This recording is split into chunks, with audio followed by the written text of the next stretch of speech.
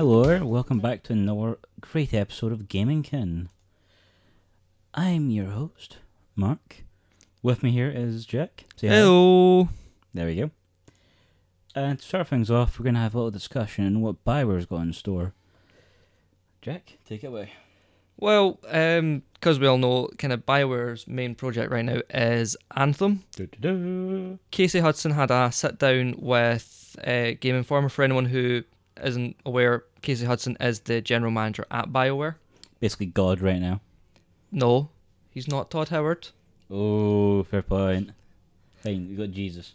There we go. But yeah, they're saying they want to do another Star Wars game because there are a lot of Star Wars devotees out there, especially with the Knights of the Old Republic franchise and Star Wars The Old Republic, the MMO. Mm-hmm, yeah. And Good ones. Yeah, and they have a lot of Mass Effect fans out there who are going a bit unfulfilled, as well as Dragon Age. As you would know, Mark, being a Dragon Age fan, I do sit more on the Mass Effect side of that Bioware fence. Well, you got humped, man. I know. But no, the Knights of the Old Republic games were good. Like, the best games for the Star Wars franchise, like, not including the Lego ones. Oh, the Lego fuck ones are off. fantastic, right? Away you go, man. Lego games don't even count as games. I like breaking things, okay? And I can break lots of Lego things in Lego games. And the fact it's Star Wars, as well as the Marvel ones, they're franchises that I love, so I'm all for it. But the best games were by VG Holdings, Okay. which was BioWare and Pandemic before they were both bought by EA. Ah, right, okay. Pandemic, they done the original Battlefront games, Ah, okay, yeah.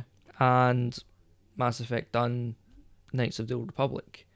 Mass Effect done that, yeah. BioWare done that. Shh. It's been a long day. I've been working all day. Working 9 to 5.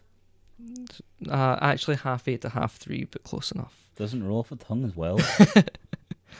But anyway, like, we've got a small, relatively small quote about what Casey Hudson has said regarding that, and he says, "So one challenge is to make a really great game on this scale. Really, at this point, it takes the majority of a studio the size of BioWare, and we're a pretty big studio. There's so many more games that we want to make that we can't get to, so kind of have to pick and choose and move through them. But I've always loved Star Wars. I've loved making Knights of the Old Republic, so we're always trying to figure out what's next." So after Anthem, we might be getting into Dragon Age, we might be getting Mass Effect, we might get Star Wars if EA lets them do Star Wars. See, this is what I'm not too sure of, right? Even if you think about it from what he said, Mass Effect looks like it's on the back burner. Like a pure black sheep of a family. Mass Effect is on the back burner just now because of what happened with Andromeda. Basically when they shot themselves in the foot. No, when EA shot them in the foot. Yeah, well, you got bought in, yeah. Okay, fair point. Because, you know, I think the last time we spoke about the whole Mass Effect thing, I did explain that EA made a new they didn't make a new BioWare, but they moved all the production for Mass Effect Andromeda to BioWare Montreal, And where gave them half a budget, half a staff. Yeah, and that's a studio that mostly dealt with patches and updates for Star Wars: The Old Republic, the Old Republic, the MMO, alongside BioWare Austin, which is down in Texas. They also worked on patches, DLC, and stuff like that for Dragon Age Inquisition, Dragon Age Origins, and the original Mass Effect trilogy. So they then got, you know, a full-on game to make rather than just supporting the main studio. Yeah, but then they got humped to what, like I said, of. And then a lot of the staff members, they got cut or they got moved to other BioWare studios. So, and that wasn't because BioWare wanted to do that. That was because EA told them to do that so that BioWare Edmonton can focus on making Anthem. Kind of a double-edged sword then. Yeah. They didn't get Andromeda the way we wanted because we got Anthem instead. Yeah, but Anthem looks good. So while I don't like the practice of taking so many staff members away from a game and leaving so few people to make the game, the fact that Anthem looks so good, it might save them, I think. So this is where I'm not sure, because obviously there's a great difference between making a great game and making a great MMO. They're two vastly different beasts. Well, Anthem technically isn't an MMO, because you can only have about 4 players at a time, I think. You sure? In the game world, yeah. Huh. That was not what I expected. I honestly expected kind of like what we're doing with Fallout 76. I don't know for sure, but that's the way I think it's going to be working. Oh, so it's more squad-based? Yeah. With a massive open world to explore. See, I was sure we'd seen something in last show about you can end up with pure massive squads, or is that just what I hoped we could do? That was what you were hoping. Okay. I think that over time we'll get to that point with Anthem. Mm-hmm. If it does just release as a 4-man squad and there's no one else in the world.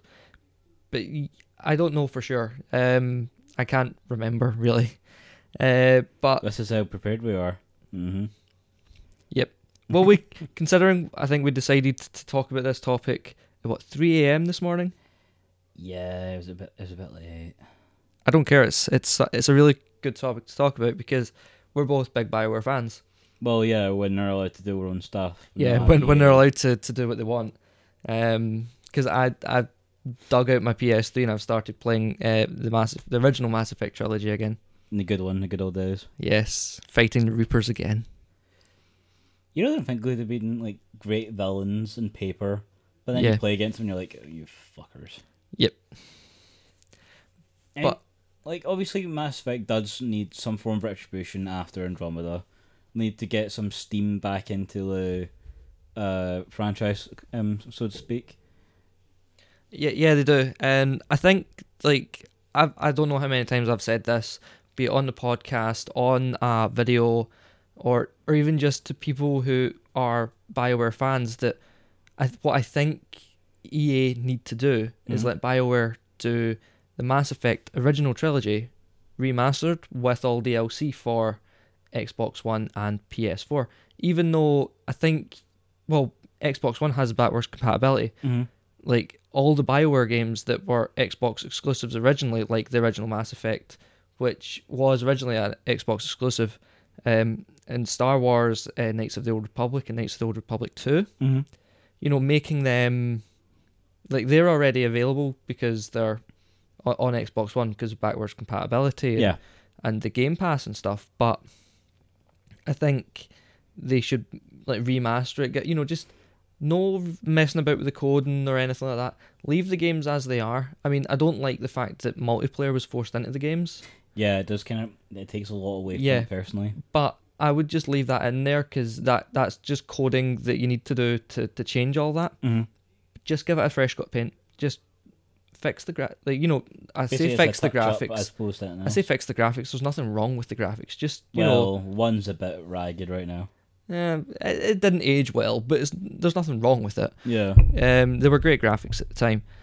But I mean, Dragon Age Origins, that game, if we were going to remaster it, for instance, that needs overhaul. Yeah. But, I mean, a lot of the games that are getting remastered, the graphics at the time were great. Definitely, yeah. And they're just, all they're really doing is getting a new coat of paint, and that's what they should do with Mass Effect, the original trilogy, with the DLC, and that would ingratiate them back with the fans. Do you think give them the faith back, though? I mean, Andromeda was a massive letdown. I think it would. I don't know, man. I think it would, especially if Anthem's good as well. I think that will be a big boost for BioWare. I actually think Anthem's part of the reason why they might not go back to Mass Effect for a while. Because if you look at them just as like on paper properties, they're kind of the same kind of format. Yeah, not just that. There's going to be a lot of focus going into Anthem because it's going to be like Ubisoft's The Division or Bungie's Destiny. Yeah, it's not going to be one game, one and done, and it's done. You know, that's it. It's meant to be like a kind of 10-year journey And I'm not talking about 10 years in game time. I'm talking about 10 years our real time. Yeah, again, like an MMO. Yeah. With like live content coming out all the time and events and patches bringing out new story and new weapons and all that kind of stuff. You'll probably see them, in a couple 2-3 years time announcing something like Anthem 2, like happened with Destiny and is happening with the Division. And logically that does make sense, but like I said, it also does mean I don't see them feeling the need as such to make another chapter in Mass Effect. Like for instance, like Dragon Age is a completely different kind of format. Yeah. And then any of the Star Wars games they go into, they're completely different as well. Yeah. Whereas Mass Effect, Anthem, you can see similarities. Yeah. That's true, but I think the reason they would still work on Mass Effect is because while they are very similar, you could see it this way: Mass Effect is a single player game, and Anthem would be, and I'm coining the term here. It's not. I'm not saying this is what it officially is, so I'm going to use the quotation marks. Yep, he's in your quotes. Mass Effect Online. Oh my fuck. Really? Yes. MEO. Yeah. Just like Fallout 76 is going to be Fallout Online. Yeah. Technically. Because Fallout Online already exists. It was made by Interplay. And then Bethesda gave them a massive DMCA takedown notice because they didn't actually have the rights to do it. Because it was very complicated. They had the rights to do it as long as certain conditions were met. They didn't meet one of the conditions, despite the fact they said they did, and then Bethesda just went nope, and then that was it. Wee bit off topic, but have you heard what Bethesda are doing for the Westworld game? They're trying to get that taken down. Because it's too much like Fallout Shelter. Because I mean, looking at it, you can see why. That's kind of one of the. I don't know if I actually have that down in my notes for the news, but I did read that. So I don't know. See, I think logically is the only reason they're going after it so hard, or they were going after it so hard, is because it's a big property. Yeah. It's a wee one, like was it Hustle Castle? Yeah. Then, well, who cares about Hustle Castle? But Westworld. See, the thing is though, like, this is kind of similar to the PUBG Fortnite thing that's going on just now, which is definitely in the news. Oh yeah. They didn't start that kind of thing because there was a game out on iOS and Android before Fallout Shelter, and it's a Star Wars one. I cannot remember for the life of me what it's called. All right. But it's very, very similar. It's not quite the same, but it's not different enough to say it's a completely different idea. Do you know what I mean? Yeah. So, I don't know. It's like, because PUBG they were suing Fortnite for copyright infringement because of the Battle Royale genre, but PUBG copied that off of H1Z1, which copied that off of a manga called Battle Royale. See, I think the logic basically is whoever made it the biggest first, most people are going to look at it as the first. That would be Fortnite. Fortnite is bigger than PUBG. Fortnite has always been bigger than PUBG. Well, since Fortnite came out, because PUBG came out a wee bit earlier. Well then. But Fortnite has eclipsed PUBG from day one. I think it's just because I really hate like Fortnite so much. But no, like, the first game to popularise the genre was H1Z1. The only problem is that was only on Steam. Mm-hmm. Whereas PUBG is on Steam and Xbox. Fortnite's on Steam, Xbox, iOS, Android, PS4, and the Switch. So and it's kind of everywhere like chlamydia. It's kind of going down like Skyrim at the moment. All right. It's coming out on everything. You will be able to play it on a toaster by next week. For fuck's sake. And I'm not kidding. That'd be a really fucking weird toaster. I imagine that Epic Games will, like, do you remember that toaster we talked about last time that makes like kind of Sonic toast? The one that basically makes weird bread? Yes. Right. I imagine they'll make one like that, but instead of like toasting It will make proper toast, but it'll have a screen on the side where you can play Fortnite as you wait for your toast. Quick 2-minute round. Well, I occasionally play a quick 2-minute round at work on my phone. I really do not last long on my phone. Oh, for fuck. But yeah. That's called an addiction. Anyway, like, back to the topic at hand. Anthem needs to do well for Bioware to survive. I'm not talking about in a monetary way or with the fans. I'm talking as about a company with EA. Yeah. If Anthem doesn't do well, EA is going to do what they've done to Visceral and Maxis and Westwood and, you know, all the many other companies that they've bought. Would it not be possible for Bioware to succeed on its own again?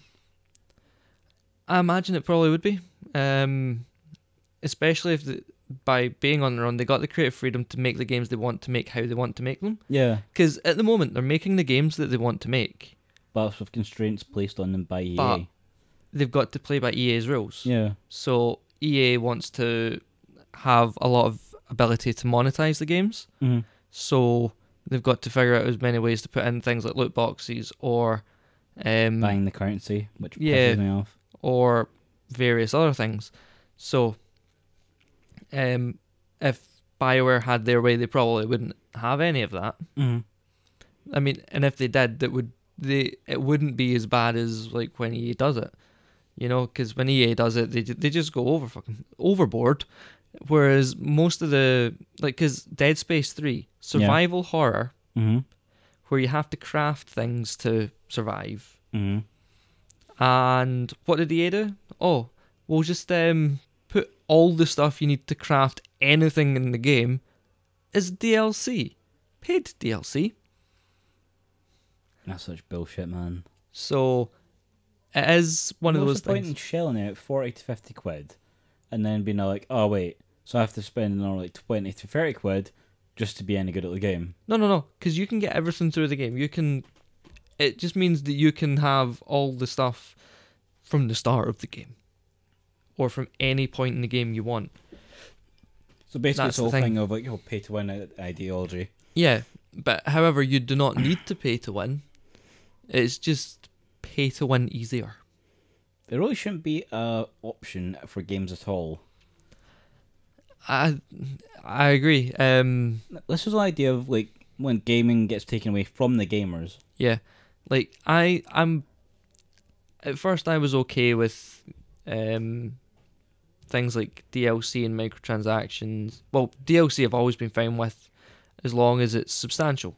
Yeah, it makes sense as like a proper addition as opposed to... Or if it is small, not being particularly expensive. Oh, yeah. I'm fine with microtransactions where it's outfits and stuff, like cosmetic. See, that I'm okay with to an extent. Some games take the piss. Yeah, I was going to say, but you get games, you know, you've got Fortnite, right? I'm going to use that as an example. It has a couple of skins that come out every couple of days, and they rotate all the skins, and you can buy them with in-game currency V-Bucks. Now, you do not need to buy V-Bucks, but most people do because they only play Battle Royale. You have to play the story mode called Save the World, PvE, which you have to buy because it's still in early access, and the money from Save the World goes towards making Save the World and making Battle Royale better. Okay. So the money from that goes... So the money that they make for the early access story goes towards the free game and the story and everything else. So does the money from the money from buying V-Bucks, but you can earn V-Bucks by doing certain challenges and certain missions in the story mode. Alright, okay. But those are fine. You know, they're cosmetic, they have no impact on the game, and you don't have to buy them to make your experience better. You can if you want to, but you don't have to. You know, you can run around as, was it Blue Leader? I think the basic skin's called. All you want. But, you know, I've bought a couple of the skins on that. But then you've got, like, DOA 5 Ultimate, or DOA 5 Last Round, where there's 7 season passes at about £20 each, and they all have over 100 outfits for all the characters in the game. That seems ridiculously stupid. If you bought every outfit individually, it would cost you about 10 times as much per season pass. Because they're about £1 each. Right. Logically, yeah. No matter how often you play a game, chances are you're going to find at tops 5 outfits you think are amazing. Yep. And then you can have a shit ton of outfits you'll probably never wear, but you're stuck with. Like, at the same time, I do like how Temakoi are doing the multiple season passes with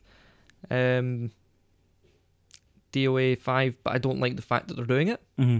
But I like the kind of way they're doing it, because every season pass with however many outfits is in it is a theme.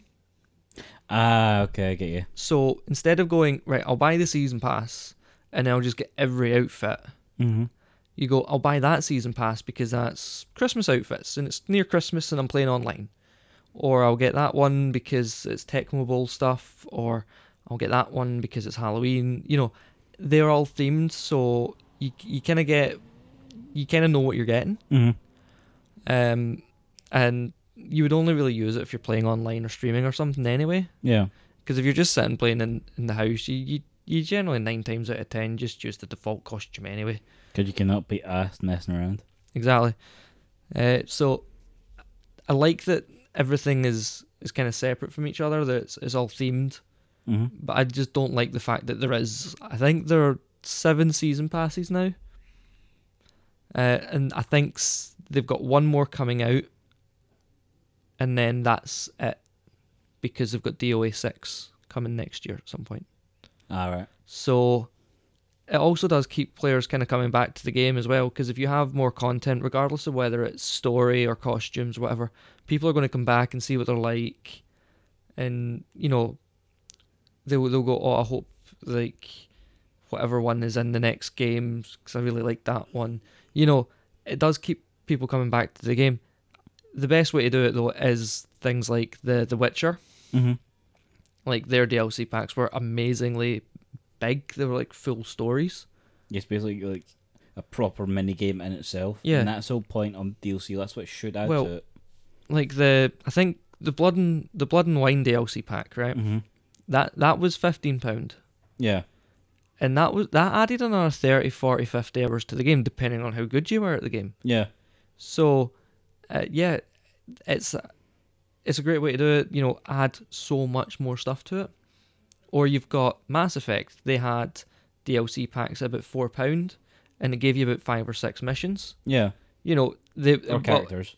Yeah, or characters. It was one quest line, and that quest line was about 4 or 5 missions. And like one of them, you got a couple of them, you get characters out of it at the end of the quest line. But you know, they're not big, but they do add more backstory.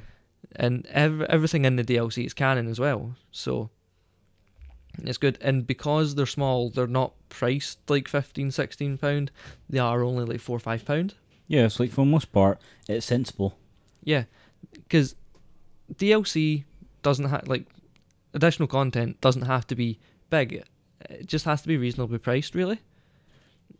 Yeah, I mean, for instance, I think that's the biggest problem for a lot of like DLC for me is like, there was one for the Tomb Raider reboot. Alright, yeah. And it just wasn't good. And it was like a tenner. And it was like one mission that took 10 minutes.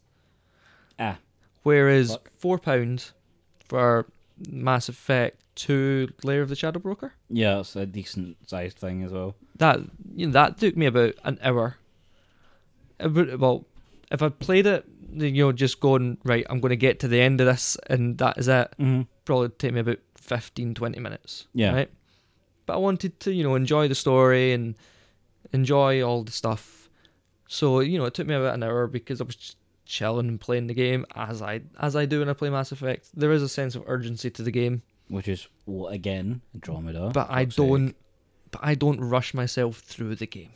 Yeah, you're not meant to. You're meant to enjoy the experience. Yeah, and explore and find out all the history and all that stuff. But I think,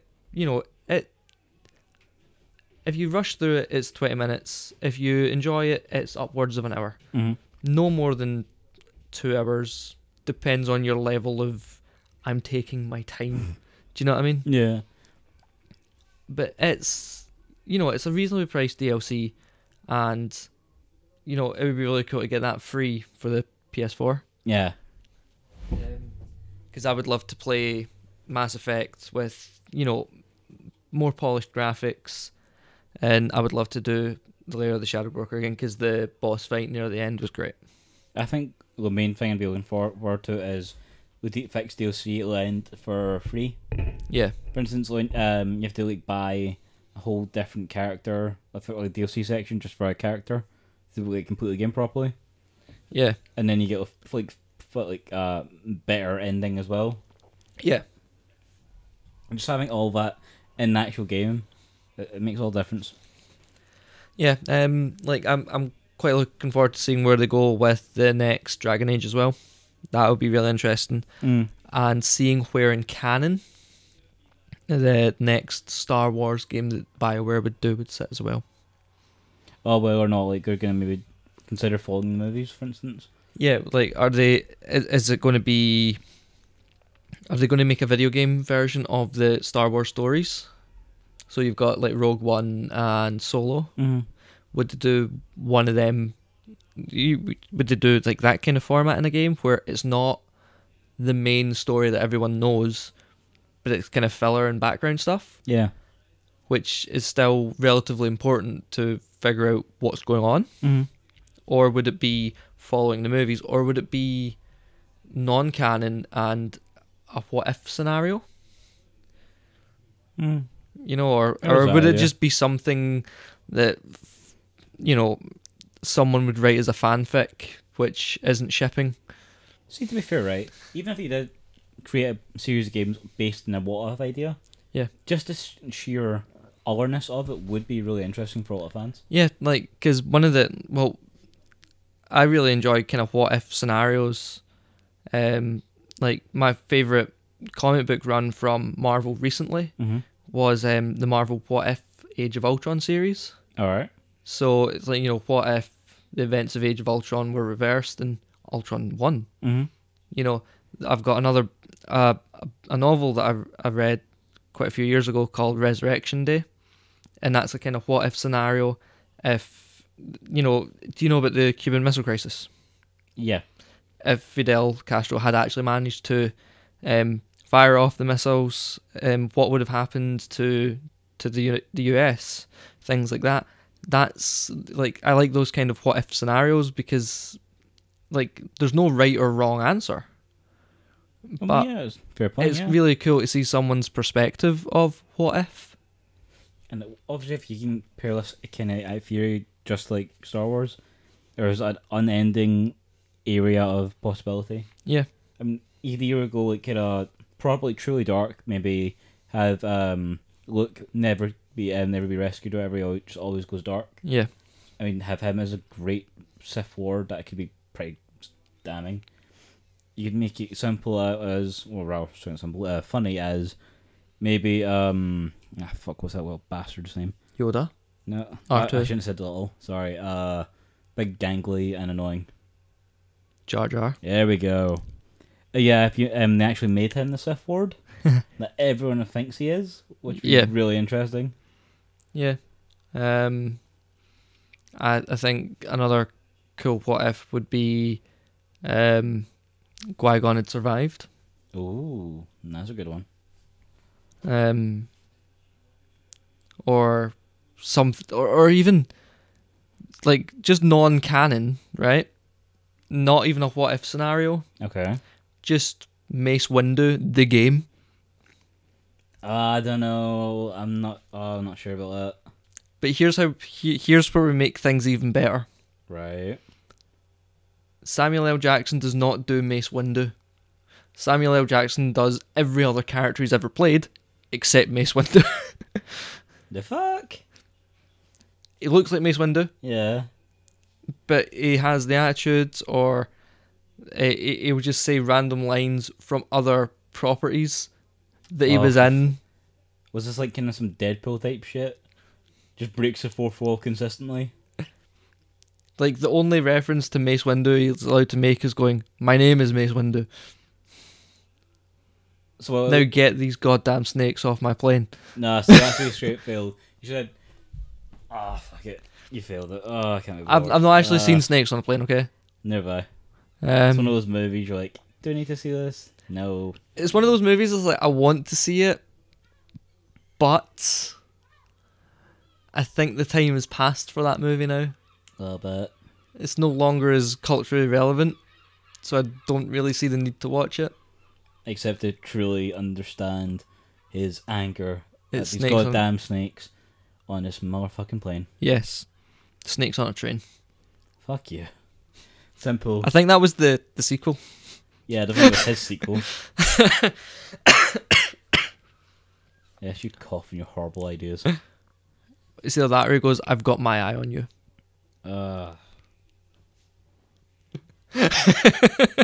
You're killing my will to talk. I'm killing my will to play a Mace Windu game. Was there any? Yes, I think he was the best character in all of Star Wars. Wait for Jack to laugh. Wait for it. There we go. No, I'm being quite legitimate though. It's because you said you're waiting for me to laugh. That's why I laughed. Because right, there is a theory, right? You know what? Like the Sith use red lightsabers. Yeah. Okay, I know where this is going. The Jedi use green, blue, sometimes yellow lightsabers. What's fucking yellow? Sayla Akura had dual wielding, and she had one yellow, one green, if memory serves. Was it one yellow, one green, or one green, one yellow, one green, or one yellow, one blue? I can't remember, but one of her lightsabers was yellow. Mm-hmm. Mace Windu uses a purple one.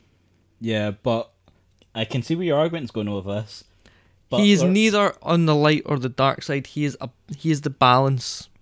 He is an example of the balance. He can use both dark side powers and light side powers. He can harness both sides of the Force. He is not there to bring balance to the Force. He is there to keep balance in check until the one who brings balance to the Force comes. You do realise he wasn't in the Matrix? His name is not Neo. I know, but it sounds like you're doing like trying to say he's Lawrence Fishburne's character. Morpheus. Yes. No, I know he's not in Matrix. Okay, just clarifying, because it sounds like you're trying to say Mace Windu is Morpheus. No. He is the person who holds everything together until the one in the prophecy comes. You're not helping your case. That's literally what Morpheus did. It's also what Mace Windu did. It's also he's waiting for a pasty white guy. That's what Mace Windu did too. They could stop things with his mind. But that's why he uses. Oh my god! So that's Neo why can he stop uses. bullets. Think they can use the Force. This is getting weird, man. I don't like this. Stop. But that's why he uses a purple lightsaber instead of blue or green. Even aside from the fact that Samuel Jackson said I want to be different, so give me purple. Yes, but that's the backstory they gave to it. It's not really. That's the fan theory of why, they done it. Like what the canon should be behind it, rather than because the actor wanted a different put color. It this way, right? If you made it that story, everyone would want to hear about that story, and no one would care about the Skywalkers. So, what's so wrong with that? Mace Windu was the coolest character anyway. Yeah, well, to be fair, everyone's getting like a backstory now. Well, they were. I want to see Windu a Star Wars story. Windu. Really, Windu. Windex? Oh. Oh man, that is so poor. No, apparently, Windex, because he yeah. Quite you. You stay in the corner with fucking hell. Right, but apparently because Solo, a Star Wars story, failed so much. Yeah. They apparently cancelled the whole idea of bringing a Obi-Wan story. Oh, that would have been cool. Exactly, that's why a lot of people are really pissed because they boycotted it. Because they didn't like the way it was going. It's weird, right? Because I was never a big fan of Solo. Wait, what? No, I was never a big fan of Han Solo. You weirdo. He's the coolest one. No, it wasn't. Well, we know who your coolest one is. Who? Okay, it's either Windu or Jar Jar knowing you. No. That is Mace Windu.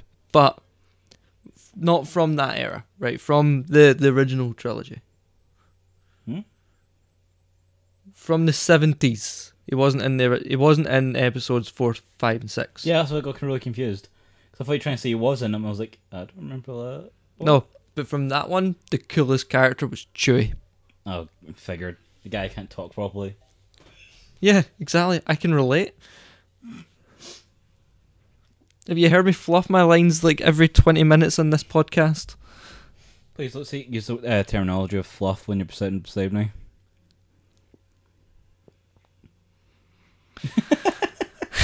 And that's how you break Jack. Oh, God. Right. Listen, you're expected to be good with words. You have an English degree. Mate, I got a 2-2. I'm expected to know words and know what a good person... See? I can't even get my explanation out, man. I fluffed my... fuck you. You fluffed your lines, did you? You can tell that we don't actually have scripts. We probably should start writing them. No, because then it would be less spontaneous, less tangents. Mate, it would be more tangents because they actually have stuff to write off, bounce off.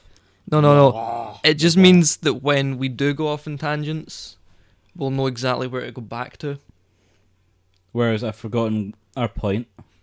We were talking about what if scenarios that Bioware could do for a Star Wars game, and then I said we could just do a full game about Mace Windu. Okay, right. And then we're on to the topic of who my favourite character from each era of Star Wars is for some reason. So basically, you're running the show. Apparently. Sound. Right, so back in task? Back on task. Back in task. You pushing me, mate. You're running the show. I was waiting for you to have some input after you said back on task. I figured because you said back on task, you had a point you wanted to bring up. Han Solo's the best. You're never coming back to this podcast. The harder. Star Wars is about Force users, says the one who thinks Chewie's the best. But yeah, tweeshed. Yeah, smooth. But still, I want Star Wars Qui-Gon Jinn story. I thought you wanted Mace Windu. I want that as well. Oh, for fuck's and I want Obi-Wan. And I want a Yoda story. To be fair, a Yoda story would be the most interesting of all of them. And General Ramkota. And Keet Fisto. And Aayla Secura. And General Grievous. And Count Dooku. And Darth Maul. I want all the backstories, okay? I don't want Darth Maul's backstory. I want his next story. Yeah, I suppose, because yeah. Oh, just to clarify if anyone didn't know this. Spoiler alert. Yeah, spoiler. And was it in the animated series? It was in the Clone Wars animated series. Yeah, it turns out Darth Maul survives and he gets like Doc Ock style legs, yeah. Yep. So yeah, you can twirl lightsabers and step on you. So yeah, there's that. Yep. I also think in the Star Wars, in the Clone Wars animated series, he's got a new style of lightsaber. All right. If I remember correctly, it's been because I didn't watch the full thing. I didn't actually tune in and watch it every week or anything. But like when my little brother and sister visit, they would occasionally watch it. Mm-hmm.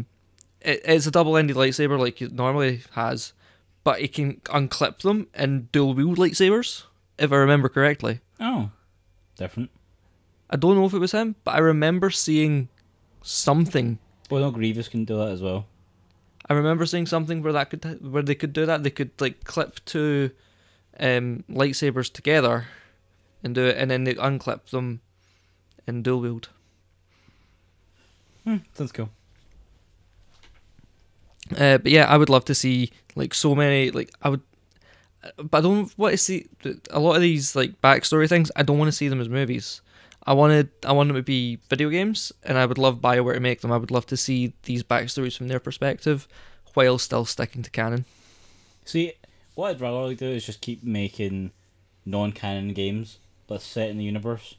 Yeah, like their non-canon games set in the universe are fantastic. Like up until Disney bought Lucasfilm, the Knights of the Old Republic games were canon. Huh. They were part of the extended universe. So as well as like all the video games made by BioWare, a couple of other video games, a lot, like pretty much every novel that came out. Like I'm not talking about fan fiction where it's a novel on Reddit or on some forum board, but like ones that you can buy from like Waterstones or Borders when it used to open, or whatever bookstore is local in your area. Because I only know Waterstones, and I'm pretty sure that's UK only. Yeah, I don't know. And Borders isn't open here anymore, but I'm pretty sure that was in the States as well. I'm not sure. But we'll go with UK brands. Yeah, okay. WH Smith and Waterstones. No, I think that's it. No, I think you've got a couple of ones like Paper Chase and stuff. Yeah, well, you also get Forbidden Planet laser books, but they're like well overpriced for a book. Yeah, and Geekaboo and Tokyo Toys and all that. They sell Geekaboo. What the fuck's Geekaboo? Geekaboo is on Queen Street in Glasgow, and it is the best shop in Glasgow. Seriously? Oh yes. Damn. What are you doing on Monday? Oh mate, I'm fucking skint. Looking for a job, man. Come out of town with the me. Joys of a degree life, by the way. See, I don't have a degree, and I have a job, and I really wish I had a degree so I could have a job that's more suited to me. Mate, you should just literally try, honestly. I've seen a few jobs that would suit you. This is completely off topic, by the way. I really do apologise. You know what? See if I could get enough money to, like, just focus on doing the podcast and doing my YouTube stuff. I would be happy. I don't. This is a weird thing for me, right? I don't want to make money off of YouTube. I don't want to make money off of making videos. Yeah. But at the same time, I would like to make money off of them so that I don't need to work and have to split my time between working and making videos. So basically you'd rather pursue your passion. Yeah. Like, if I made the money off of YouTube, I would have enough to... I would basically be aiming for enough to live comfortably. As in, have a roof over my head and food in the cupboard. And enough to pay the electricity. And enough to live on. Yeah. And enough to occasionally upgrade my setup. You know what I mean? Like, maybe once a year. Just either... whether it be buying in spare parts, like a couple of spare cameras, a couple of spare microphones, or, massively renovating the computer that sits under my desk at the moment and is actually a footstool because it's so old and broken. That's what I would aim for. I wouldn't aim to be like making thousands upon thousands of pounds a week. Just enough to that I wouldn't need to worry about money while I focus on YouTubing. But I mean, if I don't make money off it, I'll still work and I'll try. But I suppose it's just the fact that I'm kind of a technical person. I like working with soundboards and laptops and editing videos and editing audio and playing. There's absolutely tons of jobs I came across like that I can't even consider doing. So I'm like, I don't know what to fucking do. But while that's my kind of thing, I'm stuck working in essentially a bakery. Yeah, but you've got experience doing the job, therefore you've got proven experience. Yeah, I suppose that's true. There's no point there's no words failing. Just fucking try. My God, apply, see what happens. Just plan it on your off day. Well, just send me the details for them and I'll have a look at them. Or okay, fine. I'll look for them for my No, God. you said you'd seen them. Yes, so you should know where they are. Oh my God, that's logical what brother would use. I'm not saying, send me the exact URL for every single one, just what site you used.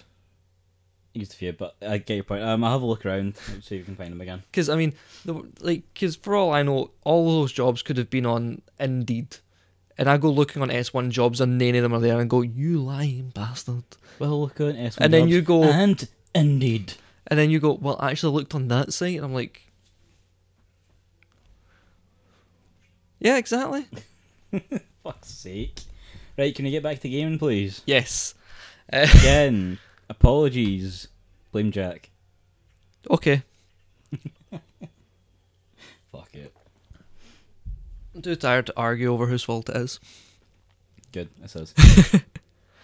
But yeah, would love to see, the expanded universe coming back. Mm-hmm. And I would love to see BioWare's games being a part of that. However, I would be more excited to see Dragon Age or Mass Effect coming out rather than... I would be really excited to see a Star Wars game coming from BioWare. I'm not saying I wouldn't. I would just be more excited to see, Dragon Age or Mass Effect coming from BioWare rather than their games becoming canon. Yeah, so basically Anthem's got a lot of stuff to prove. Yeah. And even with us, the fans. Yeah.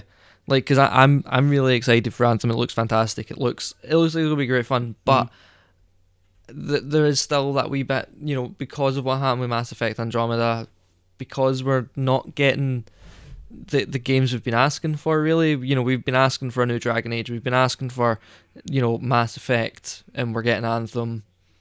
It is kind of, we are needing something good from them. I mean, and BioWare can do it. Yeah. I have no doubt in my mind.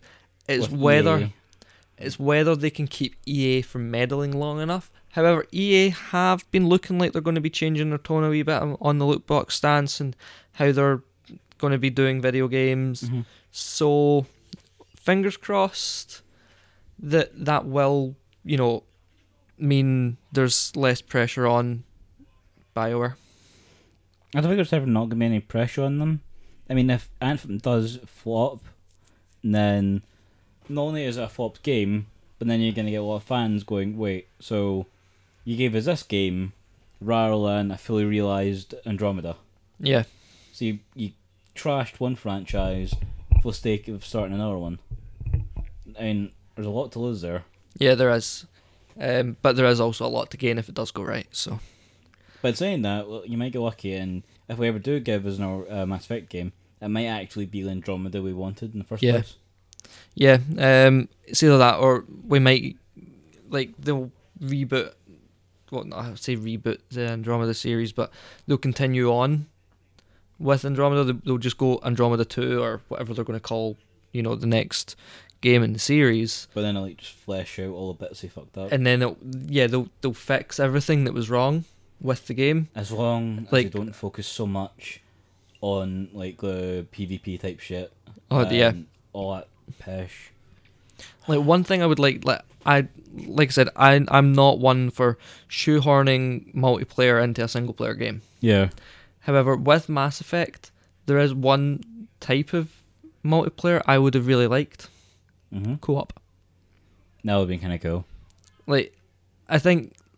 I don't know how many games I've played, and when I love this game as a single player game, I think a co-op mode might be fun. Not saying it has to be there, but it would be fun. Final Fantasy. They've got Comrades in Final Fantasy 15. That's an online multiplayer mode, and it's generally multiplayer for the campaign. You've got the Call of Duty franchise, which has multiplayer. Be it competitive or co-op. Yeah. I would love to see a lot more games go with the kind of co-op multiplayer route for the full single player story. Whether it is couch co-op or online co-op is 6 and half a dozen to me, but I would love to see story mode co-op proper. Because some games, it's every time you get to the end of a level, you kind of have to reinvite someone, or if you get to the end of a level, it'll kind of go back to a lobby, and then you have to continue the game, and it breaks the game flow. Oh, but like, because like Call of Duty, I've been playing campaign mode with a couple of people recently. Well, I say we've been playing campaign mode. We've been playing Nightmare mode, which is the campaign plus zombies, which is really fun. So we've been playing that, and it's been great fun because it doesn't kick you back to the lobby. It doesn't make you have to reinvite every time you get to the end of a level. It just continues on until you all die, essentially. Like when you all die, you've got the option of... Actually, I think when you all die, you all respawn at the checkpoint, but you can just like easily enough quit out. Alright. And it will just... It takes you back to the start of that chapter. But it's really fun to play, you know, the campaign mode multiplayer, especially if like we were playing Nightmare mode, so you just kind of got random abilities through the kind of I think it's called DNI, direct neural interface, I think it was called. Alright. Which is the gimmick for Black Ops 3, like, because every Call of Duty game has some sort of a gimmick, be it a new feature, or, you know, like Advanced Warfare had like super futuristic weapons. Infinite Warfare was even more futuristic than that. Modern Warfare was kind of current time weapons, but they had kind of some unusual weapon combinations. Like I remember one was dual wielding shotguns. This was a bit much. Which were so OP that you could take someone out across the map with them. They were more accurate than the shotgun. Than the sniper rifle even. That doesn't even make sense. Exactly. That's how OP they were. So, bloody hell. I mean, that wasn't an intended gimmick, I'll give you that. But it was a gimmick. A little bit. It was a Bethesda-style gimmick, where it was so broken that everybody loved it. Except from when you were on the receiving end. Yeah, that's much fun. But yeah, so it was really fun. But if you play like normal campaign mode, you can spec your character to have certain abilities. So that it would be really cool to play in like normal campaign mode. Everyone have their own abilities, and you could work together and you could formulate plans and that. Whereas we just kind of ran around, shot everything, and then used our powers when we were in kind of shit. Yeah, general. Yeah. RPG life. Yeah. Although it's an FPS actually. Yeah, but you know, fight feel fucked, basically. Yeah.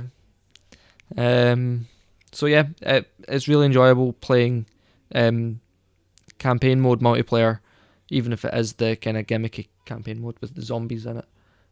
But yeah, no, it's like I would love to see Final Fantasies and some Star Wars games, Mass Effect, Dragon Age, like just have the option to play like cooperatively. And like in such a way that they would scale like the difficulty to the fact that there's more players. So that just because if you've added another player and you just keep the difficulty the same as it is for some games, that's not going to work. Yeah. So if you were playing like a racing game and the AI stayed the same, then that's fine because you know you're not working as a team anyway. But if you're playing an RPG, you've got one enemy, and then you've got two people where it would normally be one because you're playing co-op. Then that breaks the balance of the game. So either up the difficulty of the enemies, or you add more enemies. Yeah. Whichever way they do it, as long as the balance is the same, and it's just they've added either more difficulty or more numbers because there's more players. Yeah, like I know the last thing you want to do is go through a really tough area, single player, get a mate playing with you, and then just destroy it utterly. Yeah. I mean, where's the fun in that? But at the same time, I wouldn't want to see like online co-op become like an MMO. I wouldn't want to see 24 plus players. Like I would say like for an online co-op campaign, a co-op story mode, I would say like probably cap it at 4 players, depending on the game you're playing. Yeah.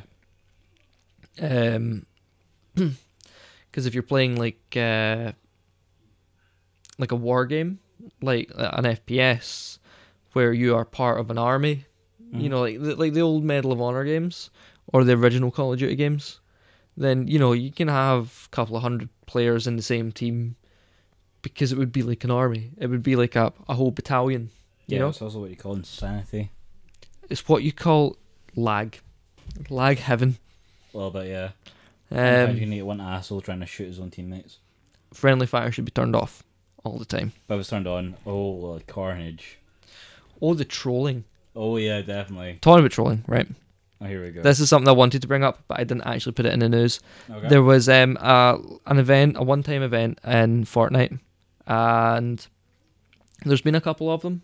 They kind of denote that the season is coming to an end. Okay. And season 4 is about to come to an end. Season 5 starts Monday, I think. No, Tuesday, because it's always patched down on Tuesday. All right. And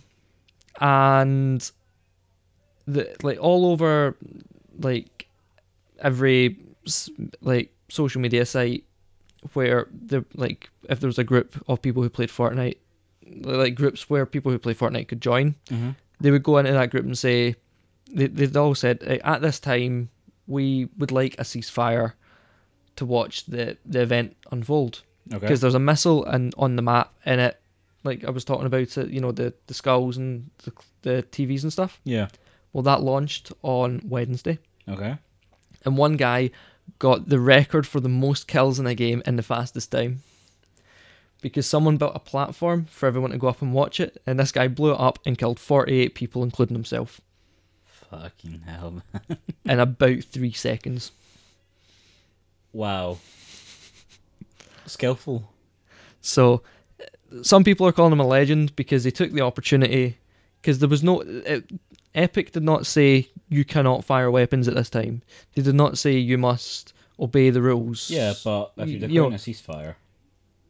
Not everybody said okay to the ceasefire. Some people just wanted to go on and play. So, some people are calling him a massive dick. Some people are calling him a troll. Some people are calling him a griefer. Some people are calling him a legend. The ultimate opportunist. They're calling him so many things, both negative and positive. It is fantastic, because no one can decide what he truly is. I think he's seen an opportunity, took it, and I think he deserves a round of applause. Because see if I was competitive enough to do that, I would have done it. I must admit. I know many people who would have done it. Well, the benefit is now no one can take it away from him, and it's probably going to be damn hard to actually beat that score. Well, at the end of season 5, because at the end of season 3, start of season 4, you had the meteors crashing through the map. This time you had the rocket, which seems to have gone through dimensions and stuff, and has caused ripples in the sky, which looks really cool. I decided I was going to create my own fan fiction, and Fortnite is going to fight the Reapers. Oh, good lord. We've already had the Marvel crossover, why not the Mass Effect one? Because the Marvel crossover was horrid. I never wanted to see Thanos dance, thanks. I feel like it's a bit unnecessary to his, generally godly demeanour. Anyway, but no, at the end of season 5, start of season 6, there'll be a similar event. There will be someone who tries to top 48. That'll happen. I doubt it'll happen. I really do. Well, people will now be more aware of it, so they're less likely to fall for it. So, and they've kind of ruined it for everyone else as well. And depending on what the event is as well, like, if it is one where everybody kind of needs to be in the same part of the map to see it, then they've got a chance. But see if it's one where they can be just really spread out, then it would take a lot of work. Yeah. Like, not even to get it in that time, that in the amount of time, but just to get the number.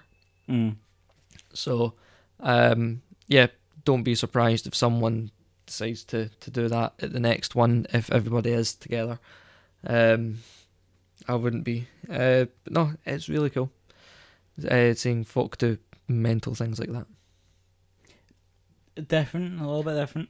Like, I tried to stream it. I tried to stream the limited time, the one time event, and I kind of nearly died setting up the stream. Oh, so I got into position, and I hit the share button on my PlayStation controller. Mm-hmm. But what I didn't realize was my left stick was slightly forward. So when I hit share, it counted it as still being slightly forward in game, but not on the menu, because it won't pause because it is an online game. Yeah. You know, it's multiplayer. So it just kind of kept walking forward, and I kind of fell down a hole and like knocked myself down, and I had to get one of my teammates to revive me. But the stream didn't work because there was just so many people in the lobby trying to stream anyway. Mm. So it didn't work. But in my attempt to start a stream, I nearly took my own player out because I wasn't watching this. Well, because I couldn't watch the screen. So you're a dumbass, basically. Yes. Yes. Very much. Your controller hates you. Yes, that's why I'm getting a new one. Yeah. Did I tell you about the one I'm thinking about getting? Go on then. It's made by Scuff, who make custom controllers for pro players, and they're not like just for pro players. You know, they're meant to help, like, even people like me who play a lot but aren't particularly good. Mm-hmm. Help them get better, because what they've got paddles on the back that you can assign to the face buttons. So say I'm playing Call of Duty or Fortnite or something like that, I don't need to take my fingers off the thumbsticks to use the face buttons, because I can use the paddles on the back with my fingers that aren't on the shoulder buttons. But yeah, I was going to get that and custom colours and all that. It was going to be £174, not including delivery. God damn. And you know something? See, if I had £174, I would have damn well bought it. Fucking hell, man. Oh, for a controller. Oh yeah. You just get a standard one for like 40 quid. Yeah, but the standard ones are crap. Mine are good. Mine broke within like a week of getting it, and I managed to fix it. All I needed to do was take the back, like unscrew the back, and like fix the spring in it, like for one of the triggers. One of the triggers like stuck. Damn. So yeah, but these are like really high build quality. They can take a bit of a beating, and no, they're made of like really strong stuff. All right. And you can, like, they're wired as well. Okay. So I can use it with my computer, because I've got the remote play app on my computer. Alright, okay. So I could take my laptop to my sister's and play on my PlayStation from the laptop at my sister's house. Well, my PlayStation is still here in my room. Wow. That's a good bit of distance. Oh, yes. Fucking hell. As long as I leave my PlayStation on rest mode when I leave the house. That'd suck so much if you forgot. Fucking hell. Well, I always leave it on rest mode or on. I rarely switch it off. Alright. Because if I leave it on rest mode, it updates all the apps. Like, I do switch it off. Mm. But what I'll do is I'll leave it on rest mode or leave it on 90% of the time. But say, like, if I'm going to the shop, I'll switch it off, go to the shop, come back, and that means, like, all the things it does when it properly shuts off, like clears the cache and stuff, it'll do all that. Alright, okay. And I'll do that maybe 3-4 times a week. But, like, if I'm at work, or like just now we're recording a podcast, it's in rest mode, so that if any updates for any games come out, it'll download them. The same with system software, it'll just download it, so that when I boot up the PlayStation again, it's just ready to go. Alright, okay. It's so that if I'm, like, once I switch it on, I can just play. I don't need to Fuck about for an hour. I mean, if it's a system software update, I can't just switch it on and play. I'll, switch it on and then install the system software then play, which is an extra 5 minutes, but it's an extra 5 minutes as opposed to an extra 20-30 minutes downloading it and then installing it. Yeah, which is always a pain in the ass when you're amped up the game and you're like, and I'll go and do something else for 2 hours. Oh, well, I've got wired connections, so it's only about 20 minutes. Oh, fuck you. It's actually usually less than that. It's usually like 3 minutes. It's fantastic. I don't have the fastest internet, but see when it's wired and no one else is on, it's so good. Damn you. It's so good. Anyway, I believe we should probably move towards the news. Yeah, I think, part of the point of this podcast is the news as well. Yeah, and I do think we've been here quite a while. Yeah, again, apologies. We were very scared today. I blame the heat, to be honest. I'm so out of it. I definitely blame the heat. It's not even that. Like, I'm going to go off a small tangent here. Like, what, a small tangent? That is a shocker in this podcast. I know, because it's usually massive ones. I know. Like, you're talking about the heat. Like, see at work, it's even worse because we've got aircon in the shop, but it's too far away from the tills for us to actually have any effect of it. So we've got like all this stuff generating heat, ovens, the vents at the bottom of the refrigerators, they give off some amount of heat. Fuck. We've got coffee machines, toasty oven. We've got like 3 LCD screens above us, 3 monitors in front of us, some computers under the desk for the tills and stuff. And because all that electronic stuff, they just give off heat. You stand there and you're sweltering. Like, fuck, man. It is horrible in that place on a day like this, just cause it's so warm. Damn. It's mental. Like, especially considering my uniform is all black. Ouch. And I've got to wear 2 hairnets and a hat. And a hat. And a hat. You ever just trimming the beard? Save yourself in a net? I did. These have... I did consider it. Uh-huh. And I decided no. Why? Because I like my beard. Jeez. It's kind of my defining thing. No, it's not. It's genuinely so I don't get ID'd when I go to the shop. Oh my god. I didn't say shave it off, I mean trim it. Because surely if it's trimmed, they're not going to make you wear a hairnet.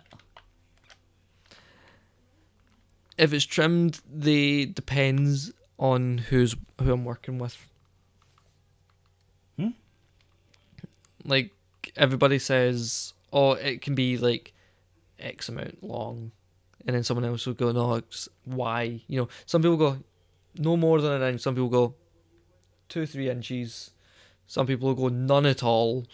And so there's no, it depends on who you're working with. Oh. And well, I say it depends who you work with. In the shop I work in, everyone just says about an inch. And any more than that, you have to wear the snood. But, like, the snood. But, like, other stores... Some of them will be like, no, you can't have it at all. Some will be like, just whatever. If health and safety come in, wear it, but otherwise don't really care. Actually, I don't think anyone says that. Yeah, just gonna cover your ass there. I wouldn't be surprised if someone said that, but I don't think anyone does. But anyway, yes, to the news. First up, Bethesda. When they announced Fallout 76, they used a cover of "Take Me Home, Country Road" by John Denver. Well, the original song is by John Denver. The cover's not. Yeah. Do you know who that's by? I don't know who does it. Nope. No clue. It's fucking good though. However, you can get that for about $1, which is about 80 pence. Roughly, thereabouts. On iTunes, and all of the money from that goes to Habitat for Humanity, which is a fantastic charity. Mm-hmm. And they build houses for, homeless people and people who have lost, like, they built a lot of homes for people after Hurricane Katrina. Yeah. And they're not just an American charity. It's a worldwide. Heard of them. Like, they mostly operate in America and Africa. It's like Americans going to Africa. But you do have other branches of Habitat for Humanity around the world. Mm-hmm. So it's a fantastic charity. Most of it is volunteers, and most of the money that goes into Habitat for Humanity, most of it does just go to materials for building houses. So it is fantastic. Yeah, so if you're a gamer and you want to give a bit to charity, that's one way of doing it. There are a number of Habitat for Humanity organisations in West Virginia where the game is set, including one appropriately named Almost Heaven. Good chances you're probably going to come across that in the game just for funsies. I kind of hope so. Yeah, that'd be nice. Especially, I think that is appropriate name because the song does start with Almost Heaven, West Virginia. Wow. What? Well, I'm tone deaf, right? Give peace. I like to sing. I know I'm tone deaf. But no, you know what? I don't care. care. Man, I just like the idea of some gusto. Yeah, well, that Almost Heaven, West Virginia. Because, again, we tangent about work. If a song that I know comes on at work, while the shop's quiet, I will usually sing along to whatever's on the radio if I know it. Usually when I'm mopping the floor, and then that's when a customer comes in. I don't see them because they come in behind me, and they go, "You're tone deaf, mate," and I'm going, "Yes, I know." And then I really feel insecure for about 20 minutes. And then I'll start singing again when the next song I know comes on. It's fantastic. Get mate, you're shite. I pretty much. Eat a sandwich and wished. No, steak bakes. That's what everybody wants these days. Steak bakes. Nah, man. Ham and cheese baguette. Nicola Daddy. Mexican chicken. Oh, nah, man. The Mexican chicken baguette is the best thing we've got in the sandwiches. I don't know where you make your cheese and your ham from, but that shit's awesome. It's my go-to thing. We make our cheese and our ham from cheese and ham. Well, that is so unhelpful. We make our ham out of cheese and our cheese out of ham. That's horrific.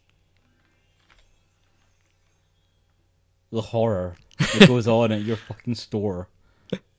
Anyway, next up is a wee bit of news about Life is Strange. That's going to be coming out in September, September 27th on PS4, Xbox One, and the PC. And I'm kind of looking forward to it. However, I do need to kind of finish Life is Strange and play Life is Strange Before the Storm and play The Awesome Adventures of Captain Spirit. So basically, you have to actually, play the rest of and it. Finish a game. Yes, I've started Life is Strange. I'm not too far into it. So life isn't that strange yet. I'm far enough into it to know I'm going to enjoy it, but I'm not far enough into it to have an actual clue what's going on. Ah, right, okay. You're at that sweet spot of a game where you just kind of have to go, yes, I'm loving this, going to continue, and then everything goes to pot. So it's a commitment stage. Yes. You're just about to get married off a game, you're like, do I want to commit to this for the next 40 hours? Fuck it, go on then.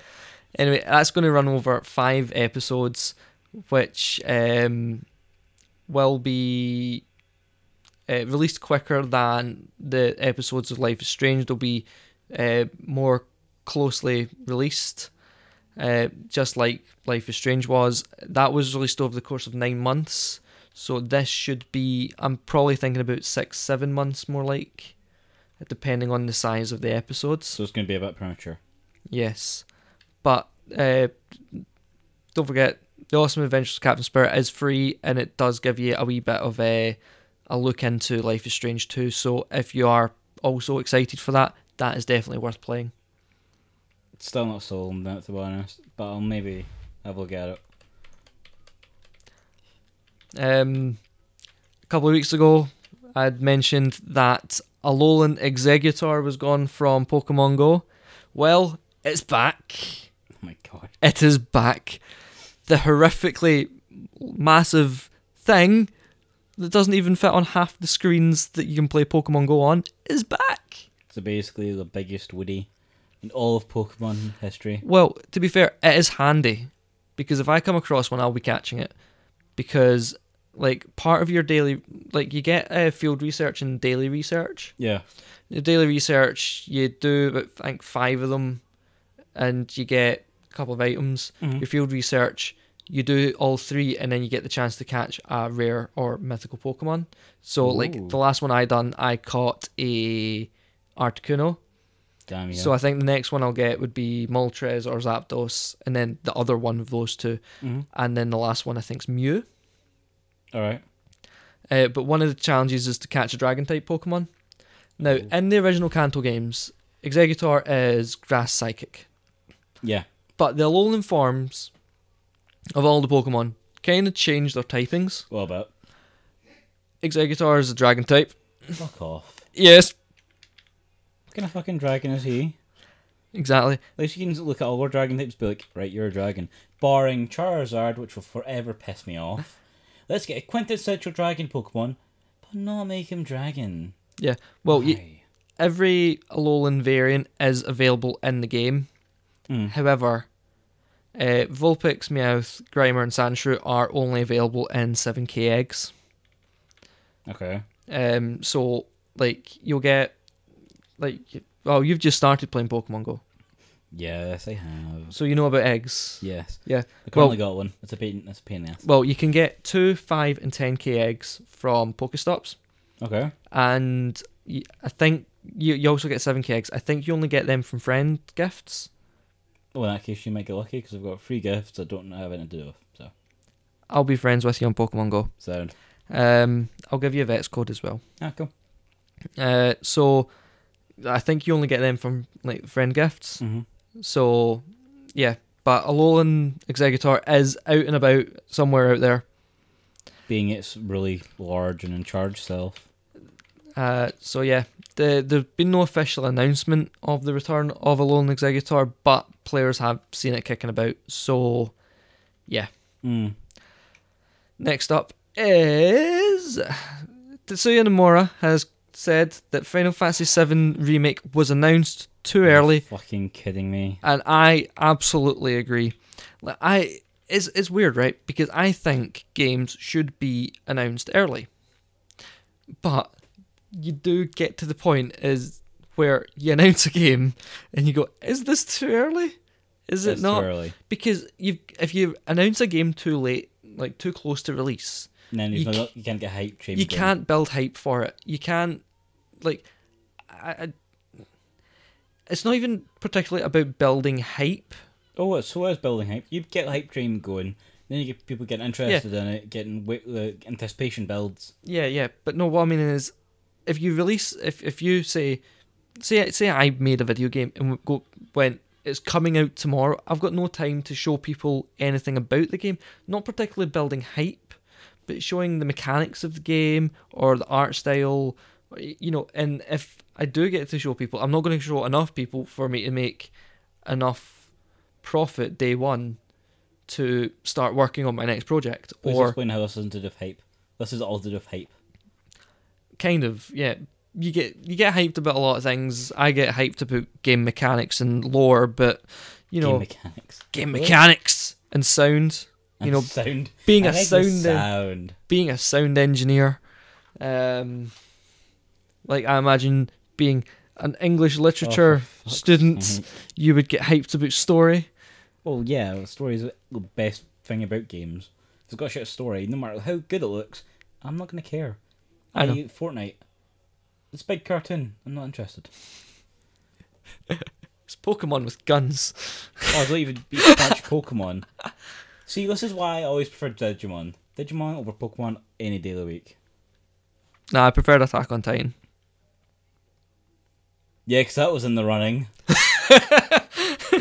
Yes, I've forgotten the whole Digimon versus Pokemon debate that's been running for like a decade. I forgot Attack on Titan. How dare I forget it? Would you collect Titans? See, look at I got a big ass naked dude. No, because what was in the battle? It's like You had Pokemon, Digimon, Yu-Gi-Oh, Beyblade. Oh, Beyblade. It's Beyblade. Like, my brother had Beyblades. Same. Beyblades rocked. I hated Beyblades. Did you ever watch anime? The anime Yes. was shit, man. It was awesome. It was horrible. How dare you, Tyson? It was awesome. How do you not like Kai? It was horrible. Ah, I hate you. You suck. I Beyblade liked was immense. Pokemon and Yu-Gi-Oh. Right, Yu-Gi-Oh was cool. Pokemon annoyed me after a while. Fucking age, dude. Age. Actually, I was going to read an article about that today, like when I was on my lunch break. Okay. There's theories about why he's not aged. I already heard. I've already seen 2 different theories. One's horrifying and sad. One's just cheating.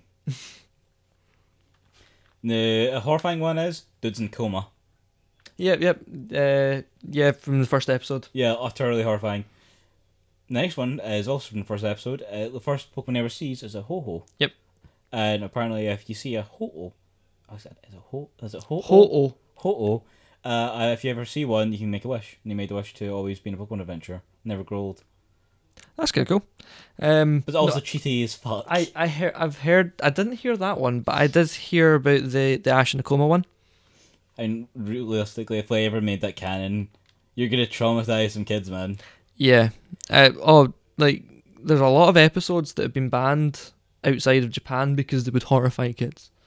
Yeah, and then America and all places try and nerf them. And you're like, oh, really? No, not even that. Like this episode didn't. Like a couple of episodes that I've watched, because I watched them online, and so I managed to like watch some of the Japanese only episodes. Yeah. One of them was called Electric Soldier Porygon. Okay. The reason that didn't get shown over here is because it only ever aired once. All right. And this is also the reason you don't actually see Porygon in the anime after this episode, except from in like the Poke Rap. Okay. Pikachu used Thunderbolt on 2 like rockets inside this cyber zone that they went to. They were riding on a Porygon, and the flashing colours gave so many kids epilepsy that... You mean epileptic fits, not epilepsy? Yes. Disease. That'd be a fucked up episode. Epilepsy for you! Epilepsy for you! They gave so many kids epileptic fits that they banned the episode. And they blamed Porygon for it because Pikachu's the mascot of the series. Or just dumbasses didn't think to put in warnings at the start of the episodes, which are now by law meant to do. You've got an episode called Beauty and the Beach. Okay. Where James from Team Rocket has inflatable boobs in his... yeah, I've heard of this one. He pulls a string and they just go... Poof! You've got, like... You never actually went to the Safari Zone in the anime. In the dub, at least. Well, they did actually dub the episode from the original Japanese to English, but it never got aired because the warden has a 44 Magnum, and he points it straight at Ash. And Team Rocket. He actually shoots Team Rocket. So many elements. Well, shoots at Team Rocket. Of the show irritate me. Like, in general, I don't get why there's still so many fans. There was an episode... this one was kind of banned for sensitivity issues. And it was kind of unfortunate timing for this episode. That sounds like 9/11 or some shit. Yeah. Yeah. There was an episode called Tentacle and Tentacruel. I think it has... Was that one with the big massive tentacruel? Yes, you kind of see it. That one. You see it in the opening sequence where it hits the building. No, I actually watched the episode ago. Yeah, it was shown over here. Yeah. It was shown it was just up until about 7, 8, 9 months after 9/11. Yeah. Like, it was meant to air the week after, but they did push it back a lot. But to be fair, it wasn't main story anyway. It was filler. It was, yeah, but still, that's what annoys me with Pokemon. The reference fact there's a fucking like Godzilla-sized Tentacruel and never doing about it. Yep. Imagine Ash caught that thing. You're like, I literally have Siflu and a Pokeball. I'll unleash this thing. I could flatten a town, let alone win a Poke battle. Mewtwo'd shit himself. Like, what the fuck am I to do with that thing? Yes, let's summon Cthulhu. It's so random. Like, logically, every Pokemon should be able to be caught, right? Yes. Let alone, no matter what, size-wise doesn't matter. So you get a Master Ball, you throw it at literally 100-foot Tentacruel. There's no reason not to catch it. Well, I'm going to have to stop you there, buddy. Oh, here we go. There was an episode with a Master Ball in it, and it was used, and it did not work. Right, you're breaking your own canon then. Master Ball is designed to always work. That's the point. They threw the Master Ball at a Whiscash, a giant Whiscash. Alright. And it ate the Master Ball. That should be allowed. I think this is before it hit it, yeah. So I think the whole point is once it hits the ball, like, it's genetically latched on, so that's why it catches But them. it ate the Master Ball. That's got like some expensive shit then, because Master Balls are dear, man. Master Balls are worthless.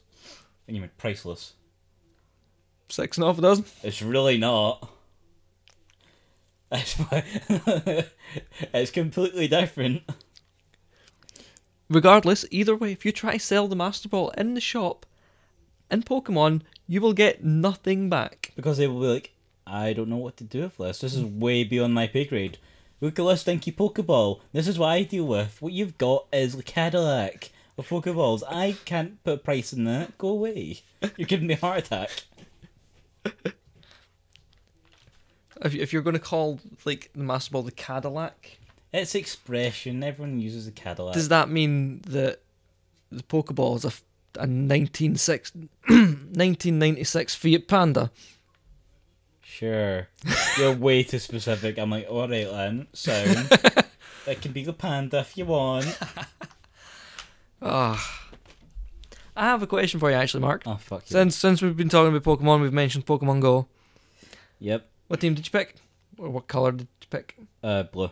Damn it! Everybody I know has picked blue. Really? Except for me. Damn it! I picked red. You picked power. Fuck you, man. That's only the most boring one. I picked red because Moltres. You're so dumb. I am the mighty Moltres. See, my little brother's, when he was playing it, he chose yellow, and all his friends chose yellow, or red. Apparently no one chooses blue. They're saying that everyone you know chose blue, and like... Yeah, no one I know has chosen yellow. Yellow seemed the most fun one. But the only reason I chose blue is because the idea of finding a bit of evolutions is kind of cool. There's a pretty even split. Well, I say even split. A nearly even split in Kirky. You got blue, red. Wow, we shouldn't My voice age is grow. Jack's hitting puberty late. No, I'm just getting really old. You got blue and red, who are generally fighting for most of the gyms up and down the main street. Yeah. And yellow, who come out at 4 o'clock in the morning, take all the gyms, and I see them all on my way to work going, I don't have time to fight all these gyms. My God. Yes, there's plenty of people in yellow. However, they do not come out during the day, apparently. So why the hell aren't you yellow? Because I play on my way to and from work. So I'm out during the day. That's a change. Anyway. A little bit. So yeah, Tetsuya Nomura has said that the Final Fantasy VII Remake was announced too soon. Oh yeah, he done fucked up. He started the hype train like 5, 10, 13 stops before he was meant to. So he, in an interview with the Italian website Multiplayer, he said we are actually in development. But even in the industry, word was beginning to spread that we were working on the game, so we decided not to keep it a secret and officially reveal it. So that's why we saw it in 2015. Mm-hmm. However, he continues on, deciding when to announce your game in the public is always difficult. In our case, we receive pressure from the fans even when we do not announce anything. People are waiting for new information regardless of whether the game has been announced or not. So they are still working on it, and it is apparently just plodding along. So basically, it's a while off yet. Yes. I think I'm hoping that it's going to be along the lines of like Starfield, Cyberpunk 2077, Elder Scrolls 6, and it's not coming out till the next gen. Yeah, it seems more plausible. Because we're currently in the 8th gen, and we're kind of getting near to the end of this console cycle. Like, because this has been the longest console cycle that we've had. Because like usually you'll get like a kind of upgrade, a mid-cycle upgrade, and it usually comes out about 2 years after. Yeah. Well, we've had 2.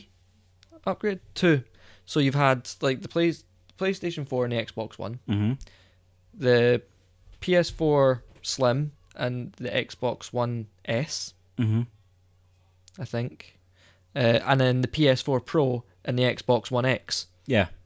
So you've had, smaller versions and then smaller than the original, but not smaller than the smaller version. So it's kind of the middle size profile. Yeah. But all the hardware is more powerful. Somehow. Because the mid-cycle one was to accommodate for 4K tellies. Right, okay. Or UHD tellies, whichever way you prefer to call it. Okay. So yeah, the mid-console cycle was to deal with the 4K tellies, and for PlayStation to capitalize on PSVR, because PSVR works on all systems. However, it works the best on the PS4 Pro. Just because it's more powerful. Yeah. It's just simple as that. So because we've had an extra kind of mid-cycle upgrade, we have had the longest console cycle, and we should be seeing the next, like, because I mentioned this I think last time or the podcast before. Sean Lidden, who is the head at Sony PlayStation, has said that the PS4 is kind of at the end of its cycle, but not to expect anything till at least 2021, 2022. Wow, really? Really. Does that mean feasibly that could be when we get the next... Oh, Cyberpunk, Starfield, Elder Scrolls. Fucking hell. Don't get me wrong, I'm not saying that's when Final Fantasy VII should come out. Like, I think, if I remember correctly, FF7R Episode 1 is coming out for PS4 and maybe the Xbox One and more than likely PC. But it's coming out just after Christmas next year, so 2019. So like end of 2019, start of 2020. Yeah. Because they didn't want to release it this year because of Kingdom Hearts 3, which is good, because if you release two big franchises from the one developer so close together, it's just going to be mental. Just a touch. And I'm glad, like, I wanted to know a wee bit more when they were when they had their E3 press conference. I wanted to hear something about FF7R, but I didn't want to have a big portion. I didn't want to have a pure whole thing about it. Like, just kind of things we're not mentioning, but we're still working on these. They're still there. Don't worry. We've not mentioned them for reasons, but they're still in the works. Like the Marvel project and FF7R, they should have been mentioned in some way. Even just in passing. Like, it didn't even need to be anything big. Just mentioned, really. We go. Fuck off. Exactly. But I thought it looked fantastic anyway. Mario Kart is being patched to support Nintendo Labo. Now, do you know about Nintendo Labo? Because I have mentioned it on the podcast before, but I think it was episode 1. Which Labo whole cardboard thing? Yeah. Yeah. So, so you can make motorcycle handlebars that work. So it's like a kind of arcade controller. Okay. Like, like the big arcade machines where you've got the motorcycle. like that, but just kind of smaller. And this is what cardboard and it works. Yeah. It's right. It does, like, if you buy Mario Kart 8, right, put it in, don't update it, and just play, it will not work. You need to get the software update for it. Mm-hmm. But the Labo looks like a fantastic piece of kit, and it works with so many different games, in various different ways, and sometimes you just build things for fun with it. Like, it's got a wee piano app, and if you play the Labo piano, it'll work with that. Huh. It's really, really cool. So yeah, it's got a new. It's basically like taking the old. Do you remember the Wii steering wheel? Yeah. You put the Wii controller in the middle, and you hold it up as if you have a steering wheel. It's going to kind of essentially work like that, only like a motorcycle engine. Mm-hmm. The two Joy-Cons go in handlebars. Yeah, just explaining we're laughing because Jack's miming the actions and yes. Good lord. If we were doing the video podcast, this would be so much better. Like doing the actions, it would make more sense to do it. It would make more sense to do it in a video podcast than an audio podcast. Is what I'm saying. Next up, I mentioned this earlier that PUBG were suing Fortnite, Epic Games. Mm-hmm. Well, Tencent, not Tencent, Bluehole. No, PUBG Core. Good lord, man, it's right there. It's right there. It's because I've taken my glasses off. Okay. Well, put them on then. Oh, bloody but hell! They hurt. One of the feet on them are broken, and it just cuts into my face. Yes. Okay. Right. I'm too lazy to go to the opticians and get it fixed. Okay. Yeah. Fuck's sake, man. Anyway, PUBG Core have withdrawn their lawsuit against Epic Games. According to a report on Bloomberg, they were being sued over in Korea because PUBG Core thought Epic Games have infringed on their intellectual property. Mm-hmm. However, like I said, I do not feel this is the case because PUBG kind of copied H1Z1. So I don't really see why PUBG would be suing Epic. PUBG are using Epic's Unreal Engine, which okay. I mean, if PUBG won, if PUBG did continue on and they went, there we go, you've been sued, they can just go, right, you can no longer use our engine, find your own engine. There's that. Also, like, PUBG Core and Epic Games are both owned, well, partly owned by Tencent. Mm-hmm. So, like, this is one company that has stakes in both of these. Like, I've brought this up before when we've mentioned this case. So I imagine that this being dropped is probably Tencent's doing. Cease and desist or get the fuck out.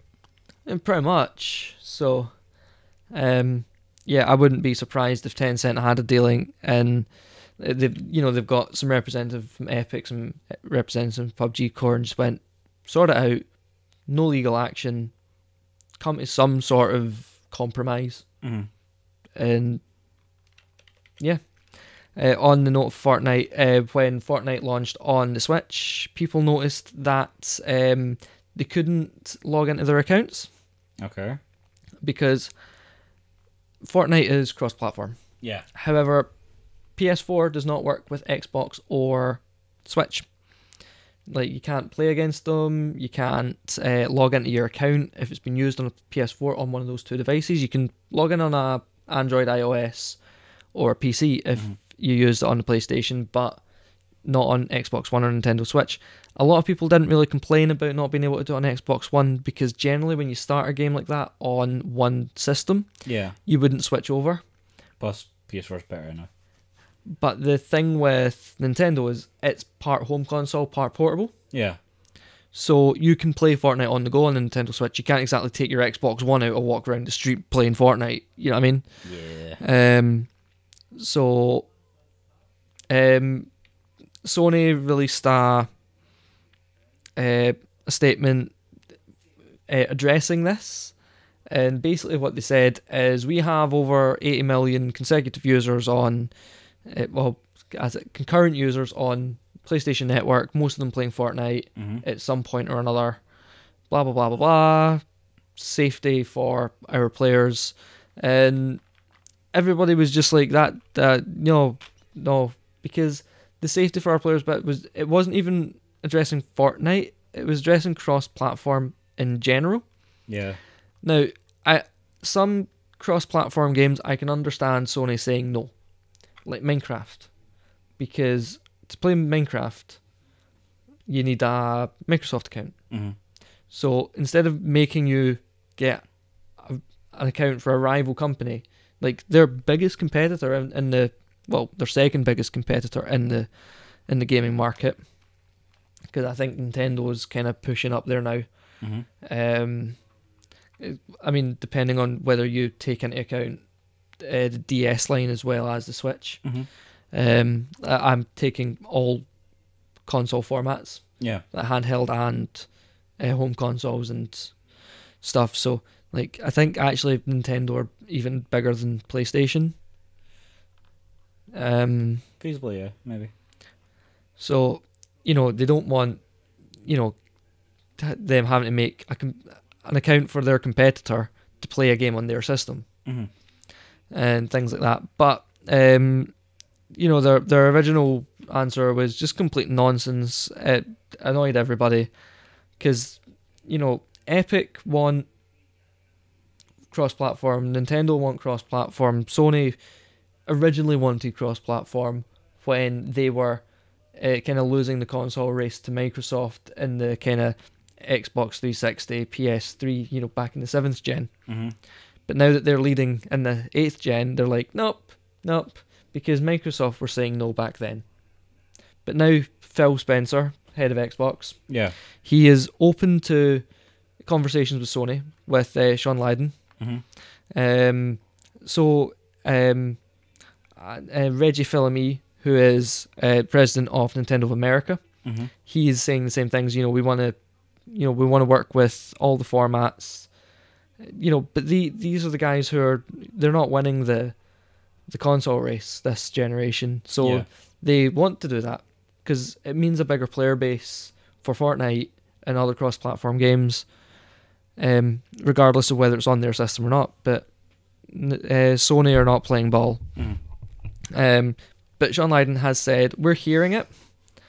We're looking at a lot of the possibilities. You can imagine that the circumstances around that affect more than just one game. I'm confident we'll get to a solution which will be understood and accepted by our gaming community, while at the same time supporting our business. I think what's happening here is people who are kind of on the ground with Sony, so guys like Sean Lydon, because he goes to all the press conferences and the events, and he talks to the fans, he talks to the media, and I think he kind of wants to go for cross-platform, but it's the shareholders and the board who are like, no. Because, I mean, he is the CEO of Sony Interactive Entertainment America. Yeah. Which means he kind of has a lot of control within the board, but see if he does something that the rest of them don't want to do. He's out. They'll just vote him out and get someone else. So, it is that kind of way. He could just turn around and go, yeah, let's do it. And he gets canned. But he's been one of the better kind of president CEOs of PlayStation. So he's been more forward about the idea, because it was him that suggested cross-platform play with Microsoft originally before they said no.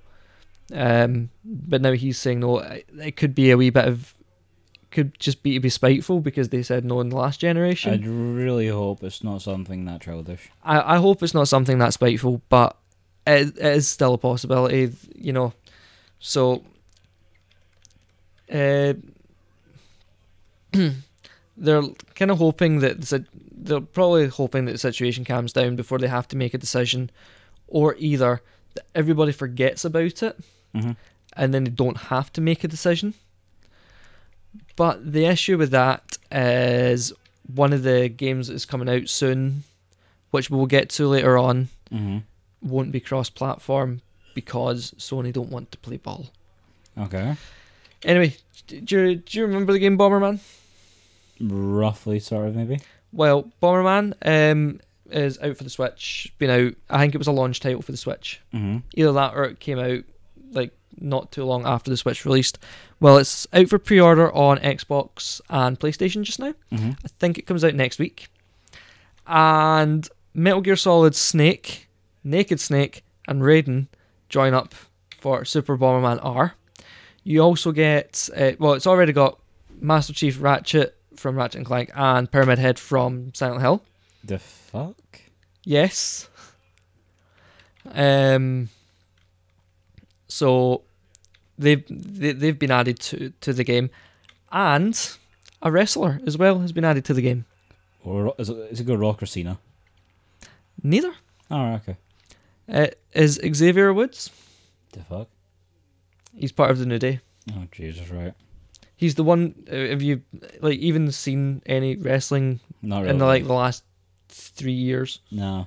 Well, there's a group called the New Day. It's Kofi Kingston, Big E Langston. Yeah, okay, no, you and Xavier Woods. Xavier Woods is the one that rarely wrestles, and he has the trumpet. Right, okay. I say rarely wrestles. He wrestles a fair amount, but he generally. Well, that's sorted it.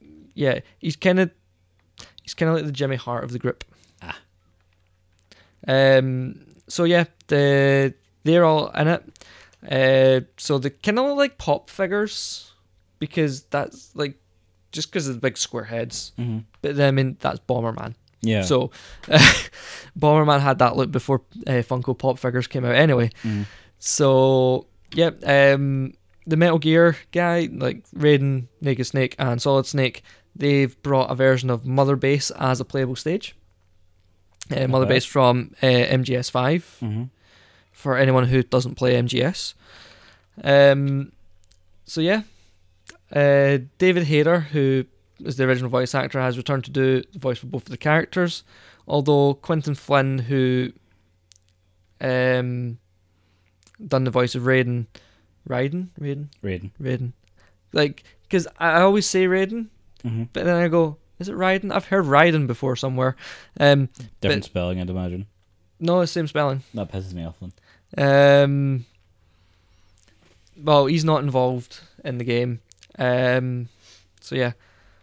But yeah, I'm quite excited for it. It's going to be it's going to be a blast. Xavier Woods looks so funny and like a Bomberman. That'll be different. But I expect that the Switch version will update when the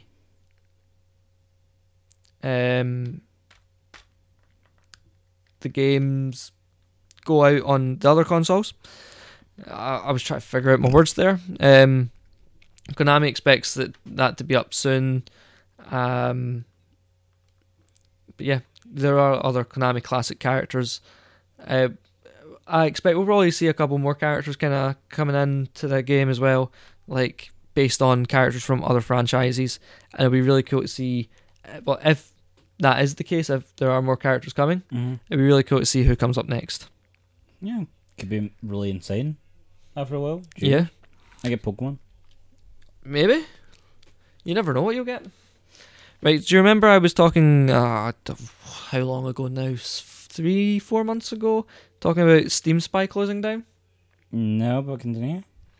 Well, Valve are going to make their own version of Steam Spy. Okay. But not for people to see who's buying what games so they know what games to buy for like online play, but rather information for developers. And it's going to be more accurate and it's going to give you the information quicker because it's going to be based within Steam rather than API. Okay. So that's pretty cool. Like it's going to be really handy for developers and publishers to see where their games are selling on Steam, like what markets they're selling in. especially if it's games where they would like to have a kind of esport for. Then it means they would know where to focus on with doing that. If they're going to make event content, like if they should do, like say, like GTA's just had the kind of 4th of July Independence Day update, where you get, I think, kind of 4th of July-ish things going on. I don't know. I'm not American. I don't know what happens on 4th of July. Fireworks and the American flag. I don't know. You know what the point of 4th of July is, yeah? Independence Day. Oh, okay. Yeah. I know what Independence Day is. I know what the 4th of July is. I just don't know what they do to celebrate it. That's what I'm saying. Mainly. Right, fireworks and flying the American flag. That's what I guessed. Yeah, like every other day in America. Yeah.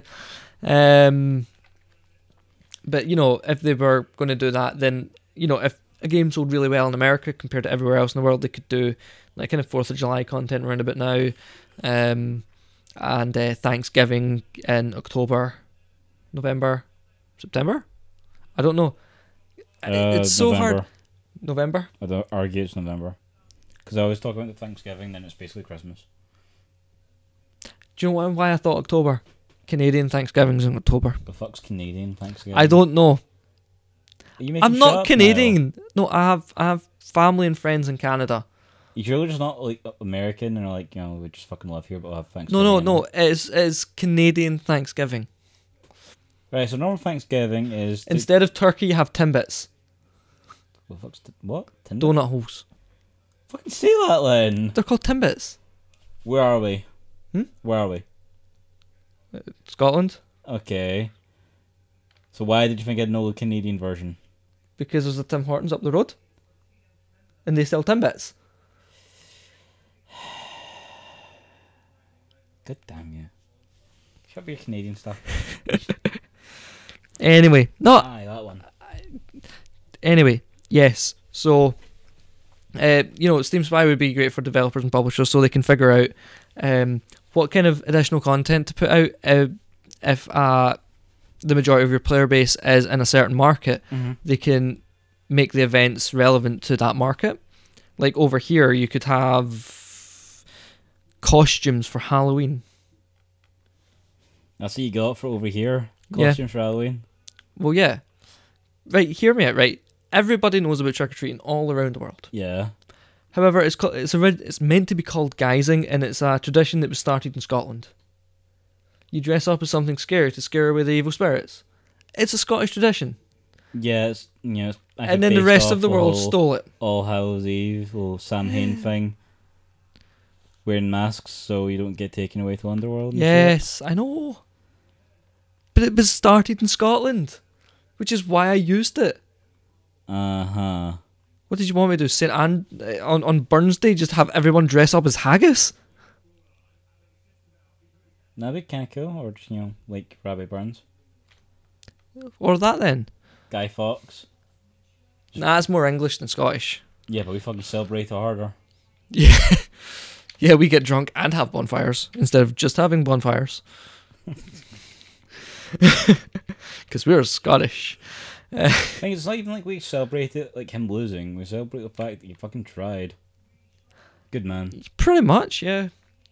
Because the Westminster government kind of try to... Let's not talk politics. You're the one who started it.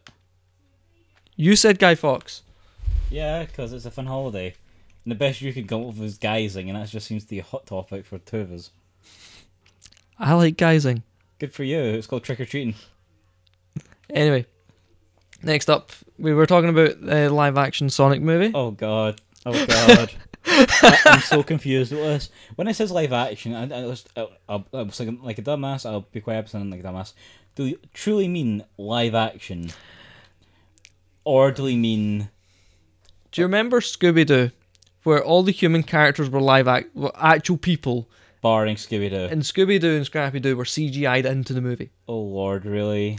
Yes. Oh, well, see, Scooby-Doo made sense. I thought you were... All it was a dog. You're making it an anime hedgehog.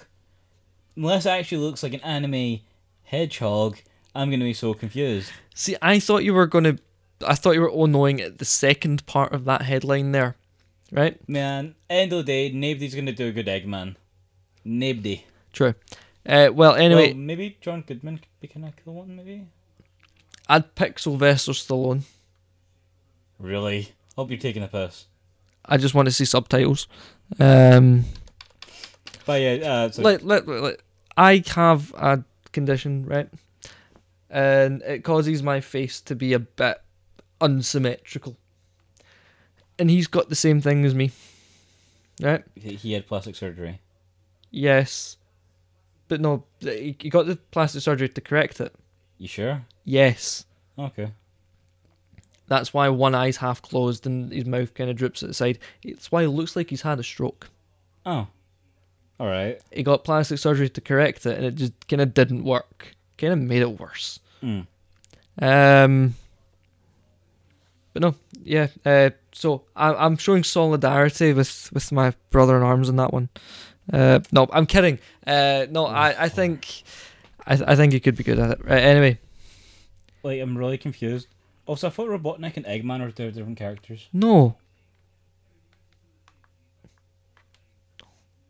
You sure? Yes. Why the fuck is he called Eggman then if he's called Robotnik? Because he looks like a fucking egg on legs. Nah, I've never. It's a joke about the way he looks. I've never seen that.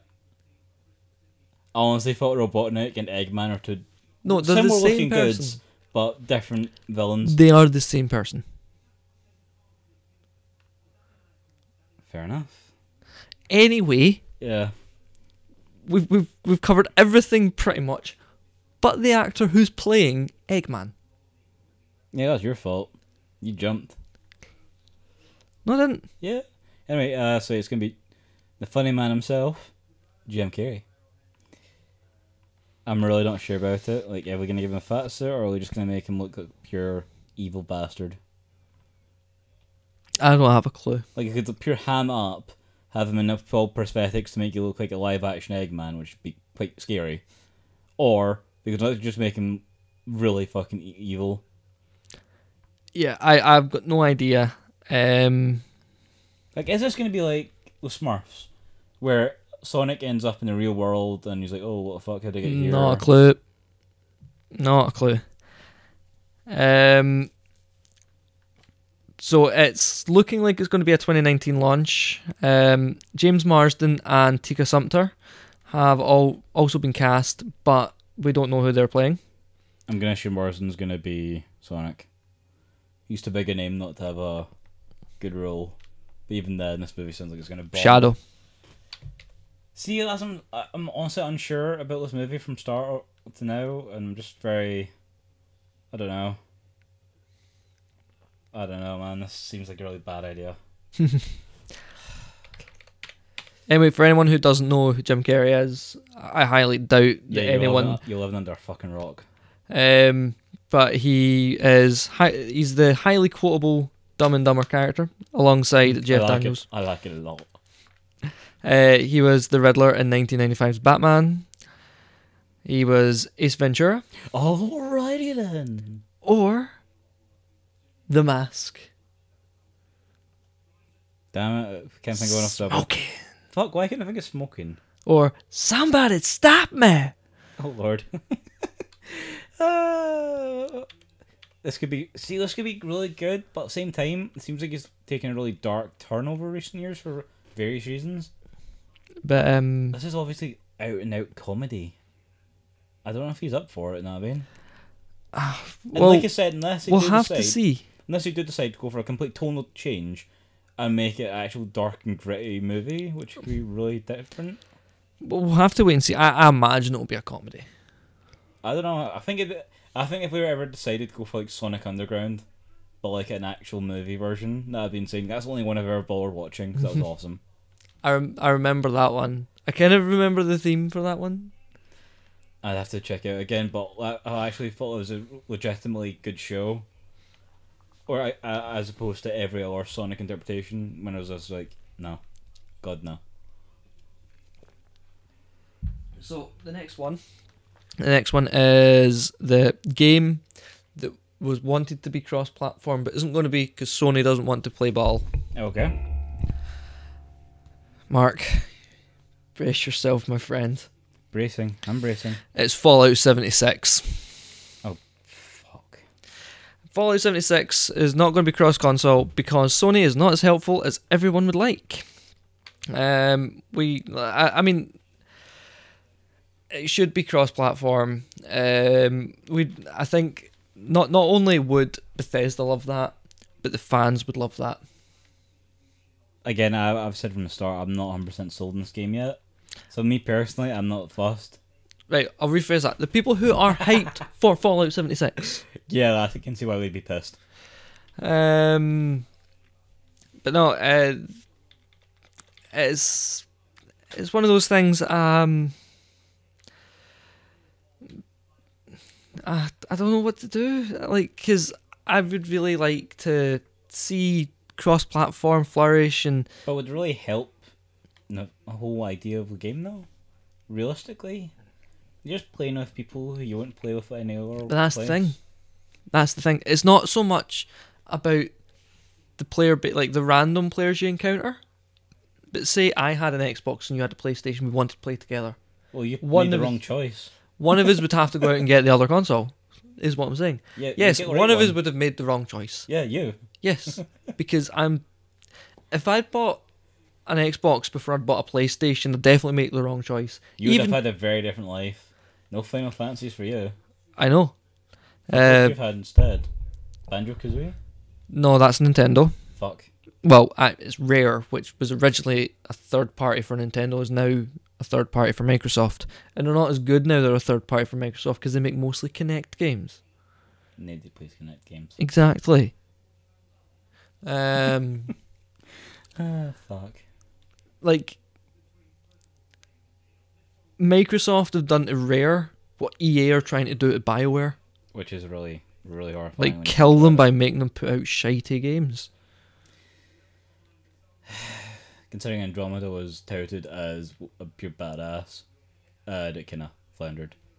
Exactly. My point exactly. Yeah. Not good. So, but yeah, I if I've got a friend or you've got a friend who plays on Xbox, or if they're going to play it on the PC, I actually only know one PC gamer. I know quite a few. So, but the point was, you know, if you were to play with someone on a different platform, you can't. That's the thing. However, there was a funny story that September 2017. I think this also happened again recently. You told me you think you told us about this. A configuration issue at Epic Games allowed Fortnite players to play cross-platform on platforms that were blocked off from each other. However, this was quickly corrected within about an hour, 2 hours tops. Ox.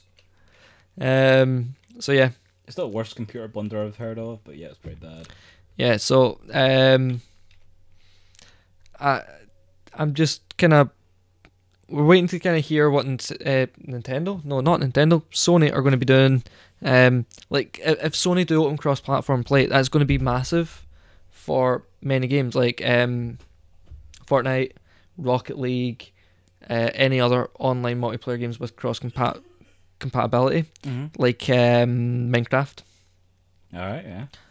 Because the Minecraft community, like Minecraft's an older game, and like depending on who it is, some people are kind of moving away from it, like kind of older players, but the younger players are still like hooked on it, which is really cool because like, or going to Fortnite. Yeah, but seeing some of the structures that people can build on like Minecraft, like some of them take forever. Like I seen a Nintendo one for the Nintendo, like when the Nintendo launched. Someone played it for, I think they played it for about 4 days straight. Ouch. And they built like a whole Nintendo world. See, I would register that kind of shit as art.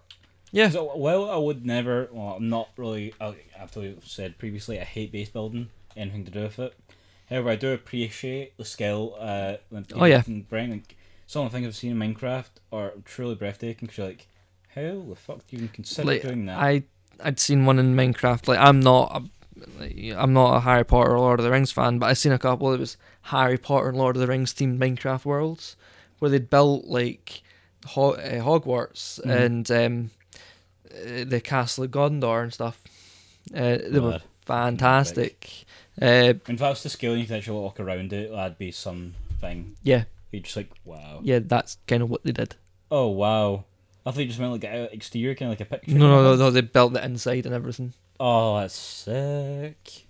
Well played. Whoever did that, well played. The one I was waiting to see when I was looking through some of them, the one I was waiting to see, I couldn't find it. I don't know if anyone's done it or not, but I thought like making Helm's Deep would be quite cool. Mm-hmm. Like kind of making 2 of them, one at each end of the map. Okay. Before and after the Battle of Helm's Deep. Alright. No, I'd want to chill out in Hobbitown. That'd be well my place to go, man. I'd fit in. I'm short little fucker. I could be with my people.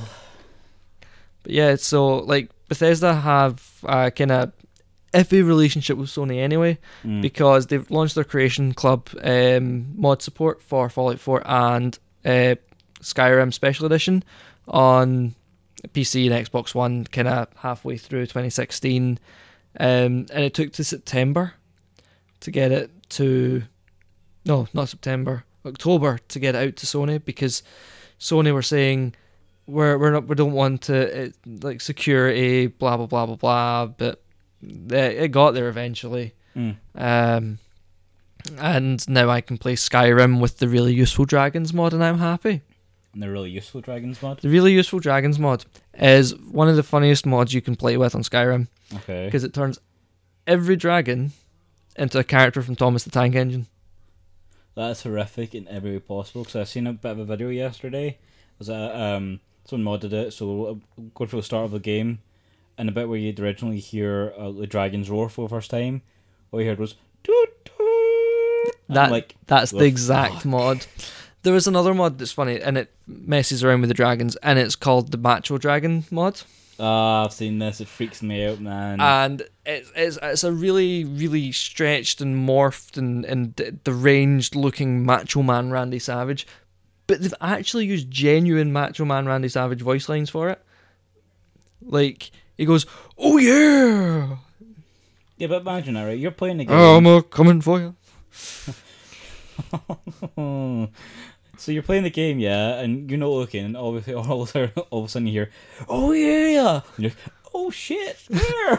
Like the funniest one, because I've got Skyrim on the PC, right? Yeah. My PC's not powerful enough to run it consistently at a decent frame rate. Like, it'll run at like 30 FPS for about 20 minutes, and then for like the next 3 hours it runs at 5 FPS. And it becomes unplayable. Alright. But like, see if you like kind of stop playing it for a while and then go back, you don't check your mod manager, because I had 2 mods running, because it's not a powerful PC, so I didn't want to run too many mods. Yeah. I had the Final Fantasy weapons. Alright, yeah. And the Really Useful Dragons mod. So I was playing, I was just exploring Skyrim with my gunblades, just chilling, right? And all of a sudden I hear toot toot, and I'm like, what the fuck is that? So I'm just going mental with my mouse, looking around, seeing buggery all, and then all of a sudden I turn around and there's this train right in front of me, and I'm like, ah! Like 3 o'clock in the morning, throw my headset across the room, going shit. Because I totally forgot I was playing with that mod. Like, see if you know you're playing with a mod, it's not as scary. It's still weird, but when a dragon that looks like a train appears out of nowhere, and you forgot you've playing with that mod, you shit yourself. Correct me if I'm wrong, right? Normal game Skyrim, when you kill a dragon, it kind of disintegrates into bones, yeah? Yep. It doesn't do that, it just disintegrates completely. Alright, okay. However, I think there's like a small like kind of box there where you can get the dragon bones and stuff. Okay, so what happens with a train? It's the same thing, just to get dragon skulls, or do you get... You get train souls. Oh my god, really? Yes. Oh, that's so sick. There's hundreds of really cool mods for Skyrim. The Final Fantasy Weapons pack. You get the Star Wars pack, where some of your magic becomes things like Force Push, Force Pull, Force Lightning. I mean, it's pretty much all ones you've already got, like available to you in the game, just renamed to force something. And you can, like, if you get, I think it's the glass katana. All right. You can then like upgrade it to have a color, and it has a glow off of it, which is the color of a lightsaber. So you don't get an actual lightsaber. All right, yeah, but you get that close. But I think like on the PC version, there is an actual lightsaber mod where you do get actual lightsabers, and you get like Jedi clothing and things, and Sith clothing and all that kind of stuff. It is fantastic. You get all sorts of mods for the game, and it is just absolutely mental. Does sound a bit messed up. Like you got ones where like the moon is the troll face. No, what face? Troll face. Troll face? Yeah. You know when you troll someone and you've got the meme of the troll face. Considering the context of even an actual troll's face, I was very confused. You've got another version of that where it's the Forever Alone face. Oh god, right. You've got I think you've got a Dancing Bears one where they're doing a Cossack dance. Mud crabs, instead of screeching at you or making whatever noise they make at you, they have Zoidberg lines.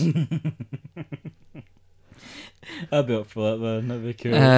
Things like that. And on top of that, you've got some fantastic ones for Fallout 4. Mm-hmm. So things like you get companions in Fallout 4 like you do in Skyrim or other Elder Scrolls games. Like you've got Dogmeat, Nick Valentine, and all that. And you can like a lot of the best ones I've seen, like not I'm saying best as in most useful, have been ones to tweak them so that like just kind of fixing their AI a bit, so they're not dumb as fucking rocks. Yeah, if you want good like, AI partners, you go for Mass Effect or Dragon Age. Yeah, you go for Bioware. Yeah, otherwise, nah, you're fucked. Or Square Enix, depending on which AI partner you're talking about. Difference between? Gladio's the man. Yeah. Because Prompto likes to get hit. And then you pick him up and he runs away, like, because he uses a gun, so he gets out of being hit ranged, and he goes, "Oh, hello, opening," and then he gets hit. Ignis, in the middle of a fight, will find something to go, "I've discovered a new recipe." It's like, I'm trying to fight the fucking boss, Ignis. But he's discovered a new recipe. I don't give a shit right now. You'll care later. But Gladio, it's fantastic. He just kicks the crap out of everybody. Gladio is the best AI partner in Final Fantasy 15. Well, no, I lie. He's the best permanent AI partner in Final Fantasy 15. Alright. Because sometimes you get one called Aranea. Mm-hmm. And like she was an Imperial, and you fight the Imperials. You fight her, and then she goes, "I'm no longer an Imperial." It turns out she was just a mercenary all along. And she, like, if you're in a particularly hard battle, she'll occasionally come in her Imperial battle flyer. I don't know, plane, dropship. Damn. The word I'm looking for. Battle flyer. You can tell it's been a long day. Get longer. So she'll appear in her dropship, and then she'll fight alongside you. And she's a dragoon, so she's got like the long lance and uses jump and things like that. It's fantastic. Nice. She's the best AI partner, but she's not permanently on your team. So for that reason, probably. So Gladio is so she's not technically counting because she's not a permanent fixture of your team. Although you can glitch her to be permanently in your team, but you can no longer save your game. That sounds janky. Yeah. Well, it's a glitch, so yeah. But no, that's why Gladio is the best. Because I want to take Ignis's cookbook and hit him up the face with it. Hit him up the face. Yeah, I was kind of torn between saying hitting him in the face or upside the head. We'll go for upside the head, not up the face. I kind of hedged my bets and went for both. Anyway. Sounds like a weird robbing thing for book to a face. Anyway, I believe this is my last piece of news because I think we've been here for actually about 4 hours now or something. Basically, I'm dehydrated. Just in the heat. Good lord, yes. The heat. Do you remember PT? It's called Play. The name PT is Playable Teaser. No. Well, the remake. A team have remade it, and it's perfectly playful, and it's perfectly scary. Okay. PT was the playable teaser for Hideo Kojima's Silent Hills before he was fired from Konami. Alright. It's basically the project that Norman Reedus signed on to do. He didn't sign on to do Death Stranding. He stayed for Death Stranding after Silent Hills got cancelled. Yeah, as when you're talking about the trailer where you see the White House and stuff, you're walking around the whole house. Yeah, you just kind of follow the one corridor and it loops you through the corridor and it has different things popping out at you and things going on. Yeah, that's PT. Yeah, that looks fucking creepy, I'm not gonna lie. Yeah, well, some folk have remade it. And when Kojima left Konami, they took it off the PlayStation Store. However, if you already had it on PlayStation, you would not be able to re-download it if you delete it. But if you already have it on your PlayStation, they can't take it away from you anyway. Oh yeah. So yeah, they've got a PT fan and 17-year-old developer, Keemsar, has been working on it, and it's for the PC. It's in its alpha state and it looks fantastic. I've seen screenshots and stuff of it. I can't actually, I can't actually play it on my PC. My PC's not powerful enough, but the screen caps I've seen of it have been fantastic. So there is a free downloadable build for it. It's on GameJolt, and it will be updated from there. So you will be able to download the updates for it. He is making it in Unreal Engine, which is fantastic because I was talking to my sister the other day, and we were talking about video games, as 9 times out of 10 we do. Yeah. And we actually got into the topic of game engines. So we were talking about the Unreal Engine, the ID Tech engines, Bethesda's Creation Engine, and the Frostbite engine and stuff like that, and what kind of things are best used for. Like the ID Tech engines are like FPS games because that's the ones they used for Castle Wolfenstein and Doom and Quake and stuff. Frostbite's kind of it's an all-round engine. It can handle RPGs now that it's been modified after. It was modified for Mass Effect Andromeda, and that's like the best part of the game is the fact that the engine actually works, because the engine was built for sports games and shooters. No, yeah, I'll give you that. So, so the fact that the engine worked and they put so much work into actually getting the engine to work for the game, it's a shame that the game didn't work. Yeah, it was like you've got I think it's called the Crystal Dynamics engine, which is Square Enix's one for RPGs, although they are moving towards using the Unreal 4 engine. But their in-house engine, it's underpowered compared to the likes of the Frostbite engine, the Unreal Engine, and maybe even the Creation Engine. The Creation Engine's a bit older, but it was really super powerful. Oh yeah, by the way, you'll probably hear some noise from outside because I've left the windows open because it's just too warm to close them. Yeah, I can't disagree. I'm quite happy with it being open. The only thing that bothers me is we would get someone coming along there and you'd probably hear it in the podcast, but especially what bothers them is our people being alive. No noise that I can't control in my podcast. It's one of those things that it's really kind of hard to edit out because it's so quiet, and it's usually underneath like our voices.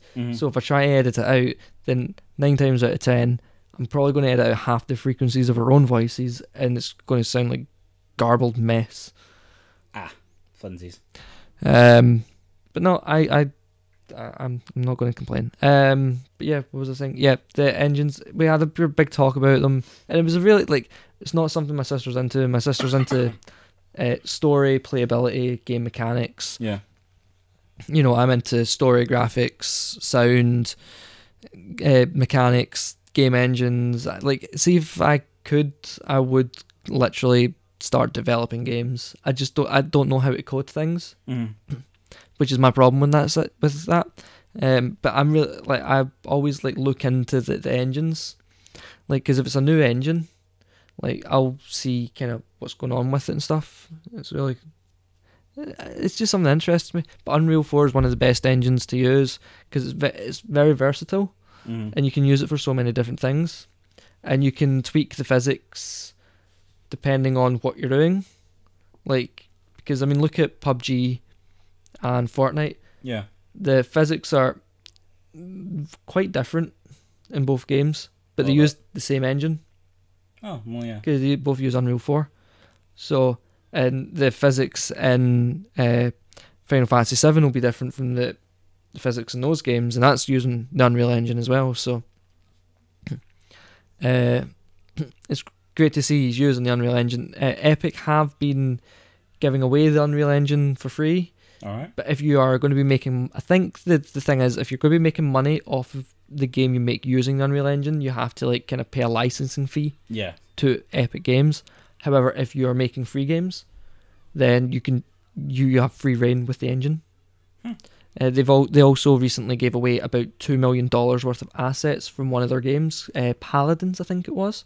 Yeah. For people to use as they wish. So you could make you do not have to exclusively use the assets from Paladins in whatever game you're using. The assets for, you can use your own assets as well. Yeah. But I imagine if you're going to be using your own assets, you would have to kind of make them the same quality as the ones from Paladins. Otherwise, it's just going to look a bit odd. A little bit. So you're either going to have to upscale the quality or downscale the quality depending on the difference. But yeah, no, it's fantastic seeing them use this. If I can get a PC that can run it, I will be giving it a try. But yeah, just as long as there's no DMCA notices, no cease and desists, that will keep going out on Game Jolt. You can get the first build just now. Just keep an eye out on there. Keep an eye on that account, the Kimsar's account on Game Jolt, for future updates. And hopefully, if this goes well for him, yeah, he could get picked up by Bioware, Square Enix, EA, Bethesda, Konami, Capcom, Koei. Get a life going just from working in this himself. Or he could get people coming to him going, "Can we work with you?" It's really cool to see someone so young getting into the industry in such a way. I wish him the best. Yeah, definitely. Hope he cracks it. And I'm gonna keep an eye out for him, see what he does next. For sure. Hopefully, all good things. If he goes to Bioware, oh, Jesus, that'll be it. Yeah, he'll be set. He'll be set. Bioware, Square Enix. That's where you want to go. Bioware preferably. Square Enix preferably. Bioware. Square Enix. Bioware. Not EA. Yeah, okay, we'll agree on that. Do you know what? Sack it. Naughty Dog. Nah, that'd be cool. That'd be that. Anyway, yeah, so that has been the news. After the banter. I just want to say that the World Cup, the FIFA World Cup, is coming to an end. I think it's next week it finishes. Yeah. So the week after that, I will be starting my new series called the Esport Report. It'll be a weekly look at the goings on in esports. I have a list somewhere. I can't remember where I've put it. Smooth.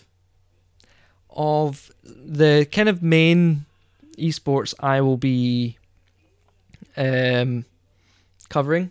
So the Rainbow Six Pro League, which was announced at E3, I will be covering that. I will be covering Fortnite because Epic have announced big tournaments. I might not cover so much of Fortnite now that I'm thinking about it, because I'm going to try and qualify for it. So if I qualify for it, I will not be covering it. Yeah, because you'll be loving it. Because I'll be in it, so I'll be biased. Well, I bet. Oh shit, vote for me because I'm best. However, if I do not qualify, I will be covering it. If I do qualify, I'll probably cover everything after I'm eliminated. Or I'll try and be as unbiased as possible if I do cover it while I'm in it. Not possible. Yeah, it's kind of possible. I'm shit at Fortnite. That enough said. Pokemon. Pokemon still got a big following in the competitive scene, be that trading cards or the RPG games. Yeah. So I will be keeping an eye on that. That's not quite regular. That's, they're kind of now and again. Yeah. They're regular enough to cover, but not regular enough to cover on a week-to-week basis. League of Legends, like one of the biggest esports out there just now. Yeah, pretty much. CSGO, Counter-Strike Global Offensive, is still going strong. They still have their World Championships and stuff. The Formula 1 esport, I needed to get a sport-based esport in there. Yeah, so actual sport. Being more of a fan of Formula 1 than football, I have opted for Formula 1 esports. I've actually been watching videos of someone trying to qualify for this season. I've been watching them do the AORs for it, and they were actually quite unlucky not to qualify. They were well off the target times and well off the target score, to qualify. But it wasn't because they were bad. They couldn't get a run together. I've watched them do other videos of other races and stuff, and they're a fantastic driver on the game. Yeah. They just couldn't seem to get it going when it mattered. Yeah, they just couldn't perform under pressure. Well, pretty much would be the way. But no, the guy's a YouTuber called Team Murdoch, an Australian guy. Fantastic driver in the game. He can do it. He managed to get a couple of the events really highly placed. He was just shy of the top spots, which would get him through. But it was unlucky in a lot of them. So I'll be kind of covering that. The draft, there's a draft for that where the teams get to pick their drivers. Oh, okay. So basically what's going to happen is the teams, like, I think Toro Rosso has the first pick. So they'll get the first and last pick. Okay. So it'll go down the order, and so it'll go down in the order it was drawn, and then it'll go back down in reverse. So whoever picks last in the first round picks first in the second round. Okay. And every team gets 2 drivers. So it's really cool to also see the actual physical teams from the sport itself get involved with esports. No, that's pretty cool. Dota 2 I'll probably cover a wee bit of. Street Fighter. Nope, different, right?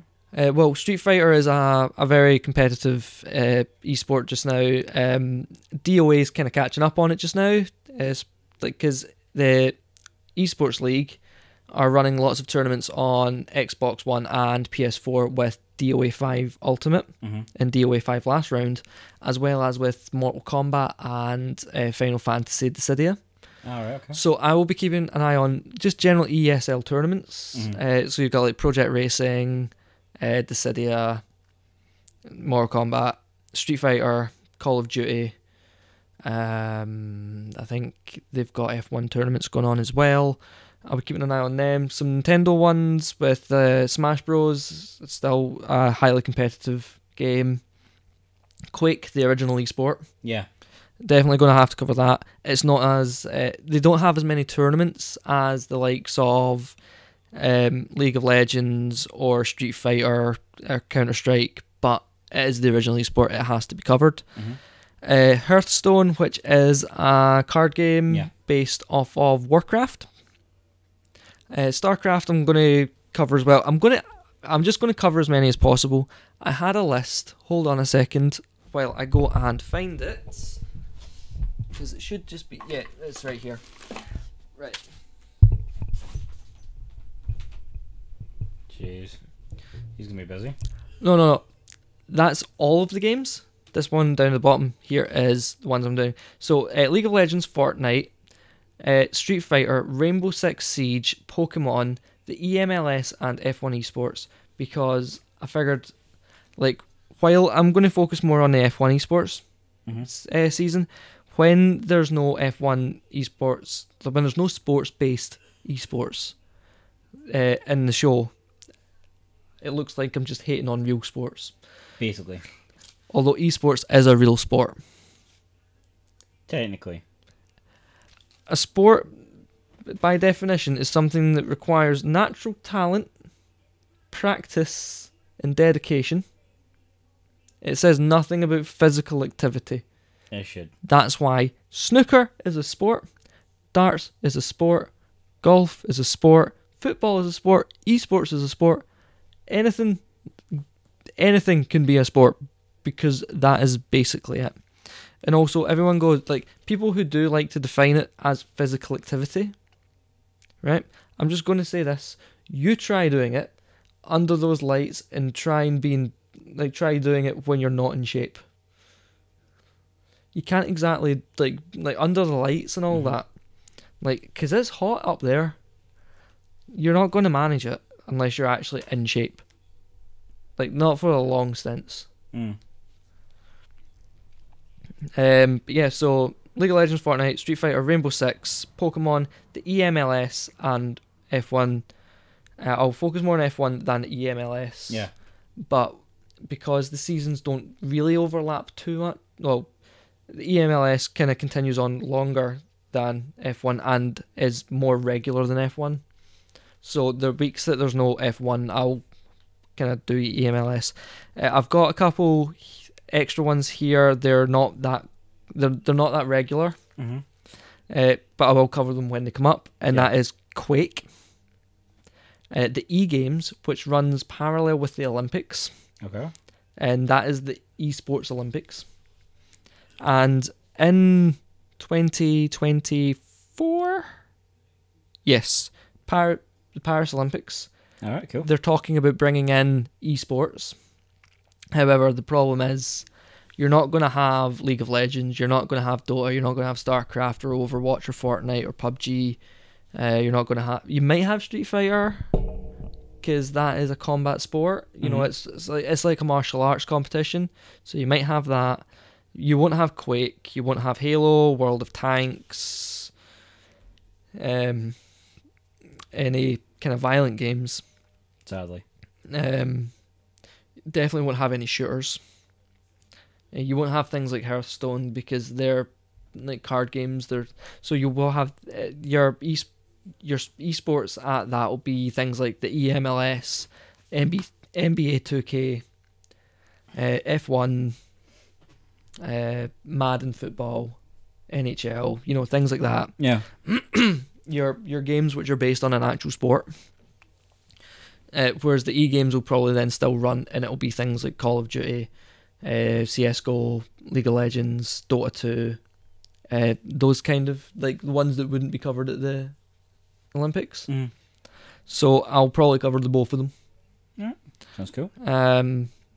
I would like to have a co-host for that, but I'm not going to say to anyone they have to be If anyone volunteers, I will take them on. If they have a better knowledge of esports than me, that would be fantastic. None me one. I get none. If they just have personality, that's all I'm looking for. I'm lacking that as well. No. You're good. You've got more personality than me. No, I've got more assholishness than you. That's still personality. Just not a good one. It's just a dickish personality. Yeah. Anyway, yeah, I'll be working on that. I'm still working on my gaming historian series. Mm-hmm.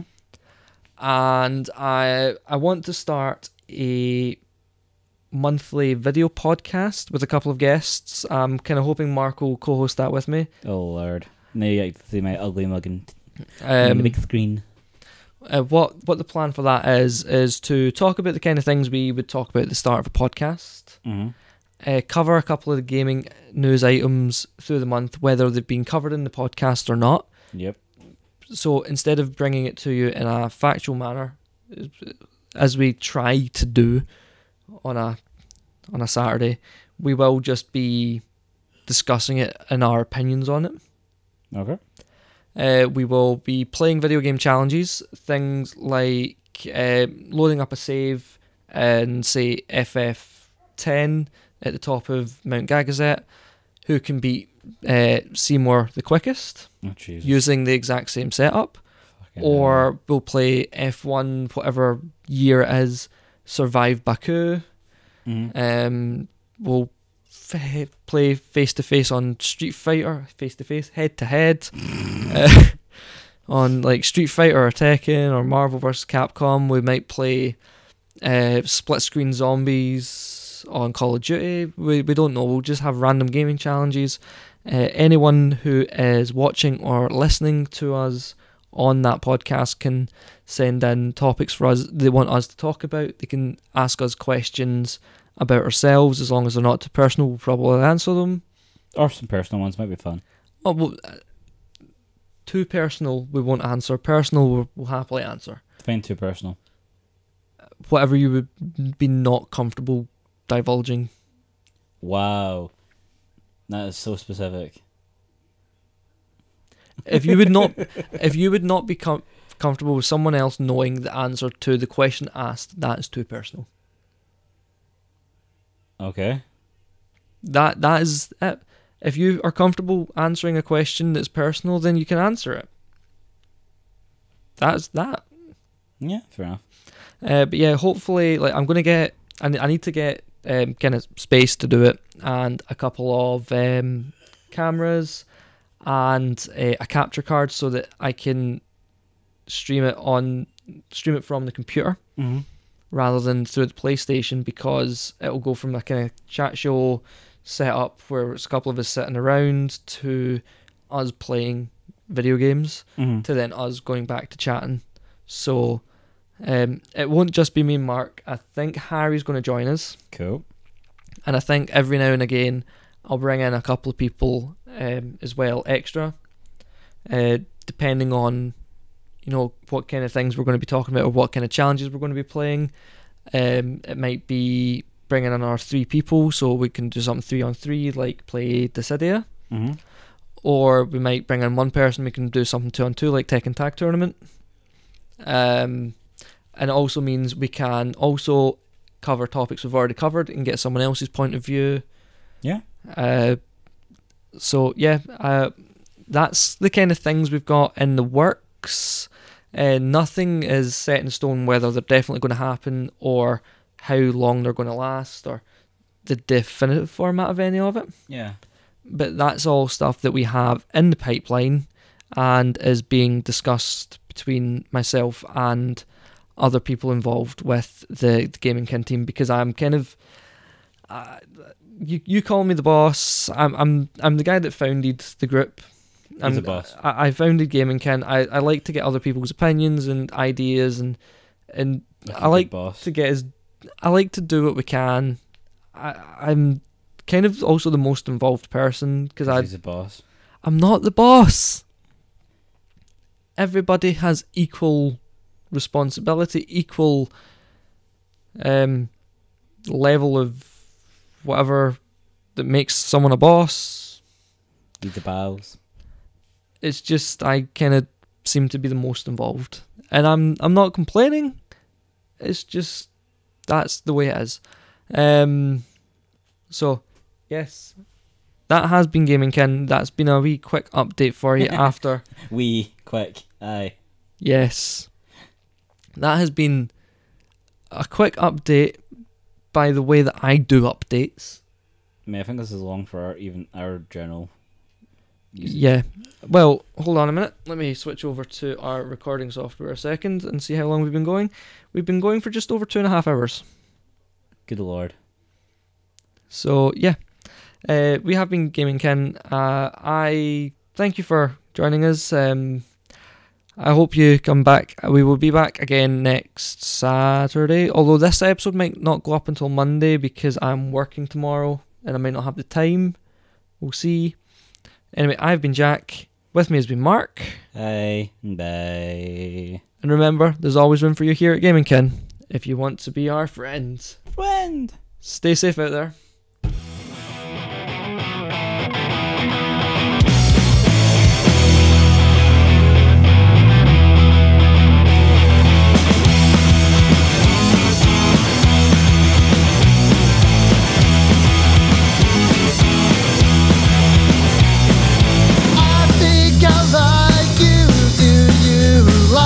Stuck in the friend zone, I'm going home alone. You went home with another guy. Why do I even try? I think I'm out of luck. I'm just gonna give up. Take my ball and go home, 'cause I wanna be alone. I'm leaving. And time never coming back. I'm leaving. 'Cause this is not my place. I'm taking my ball and going home. I'm leaving. 'Cause I wanna feel invisible when I say something to you. But you live straight through me. But there's a light at the end of the tunnel, but not for me. Take my ball and go home, 'cause I wanna be alone. I'm leaving. And I'm never coming back. I'm leaving. 'Cause this is not my place. I'm taking my ball and going home. I'm leaving. 'Cause I wanna be alone.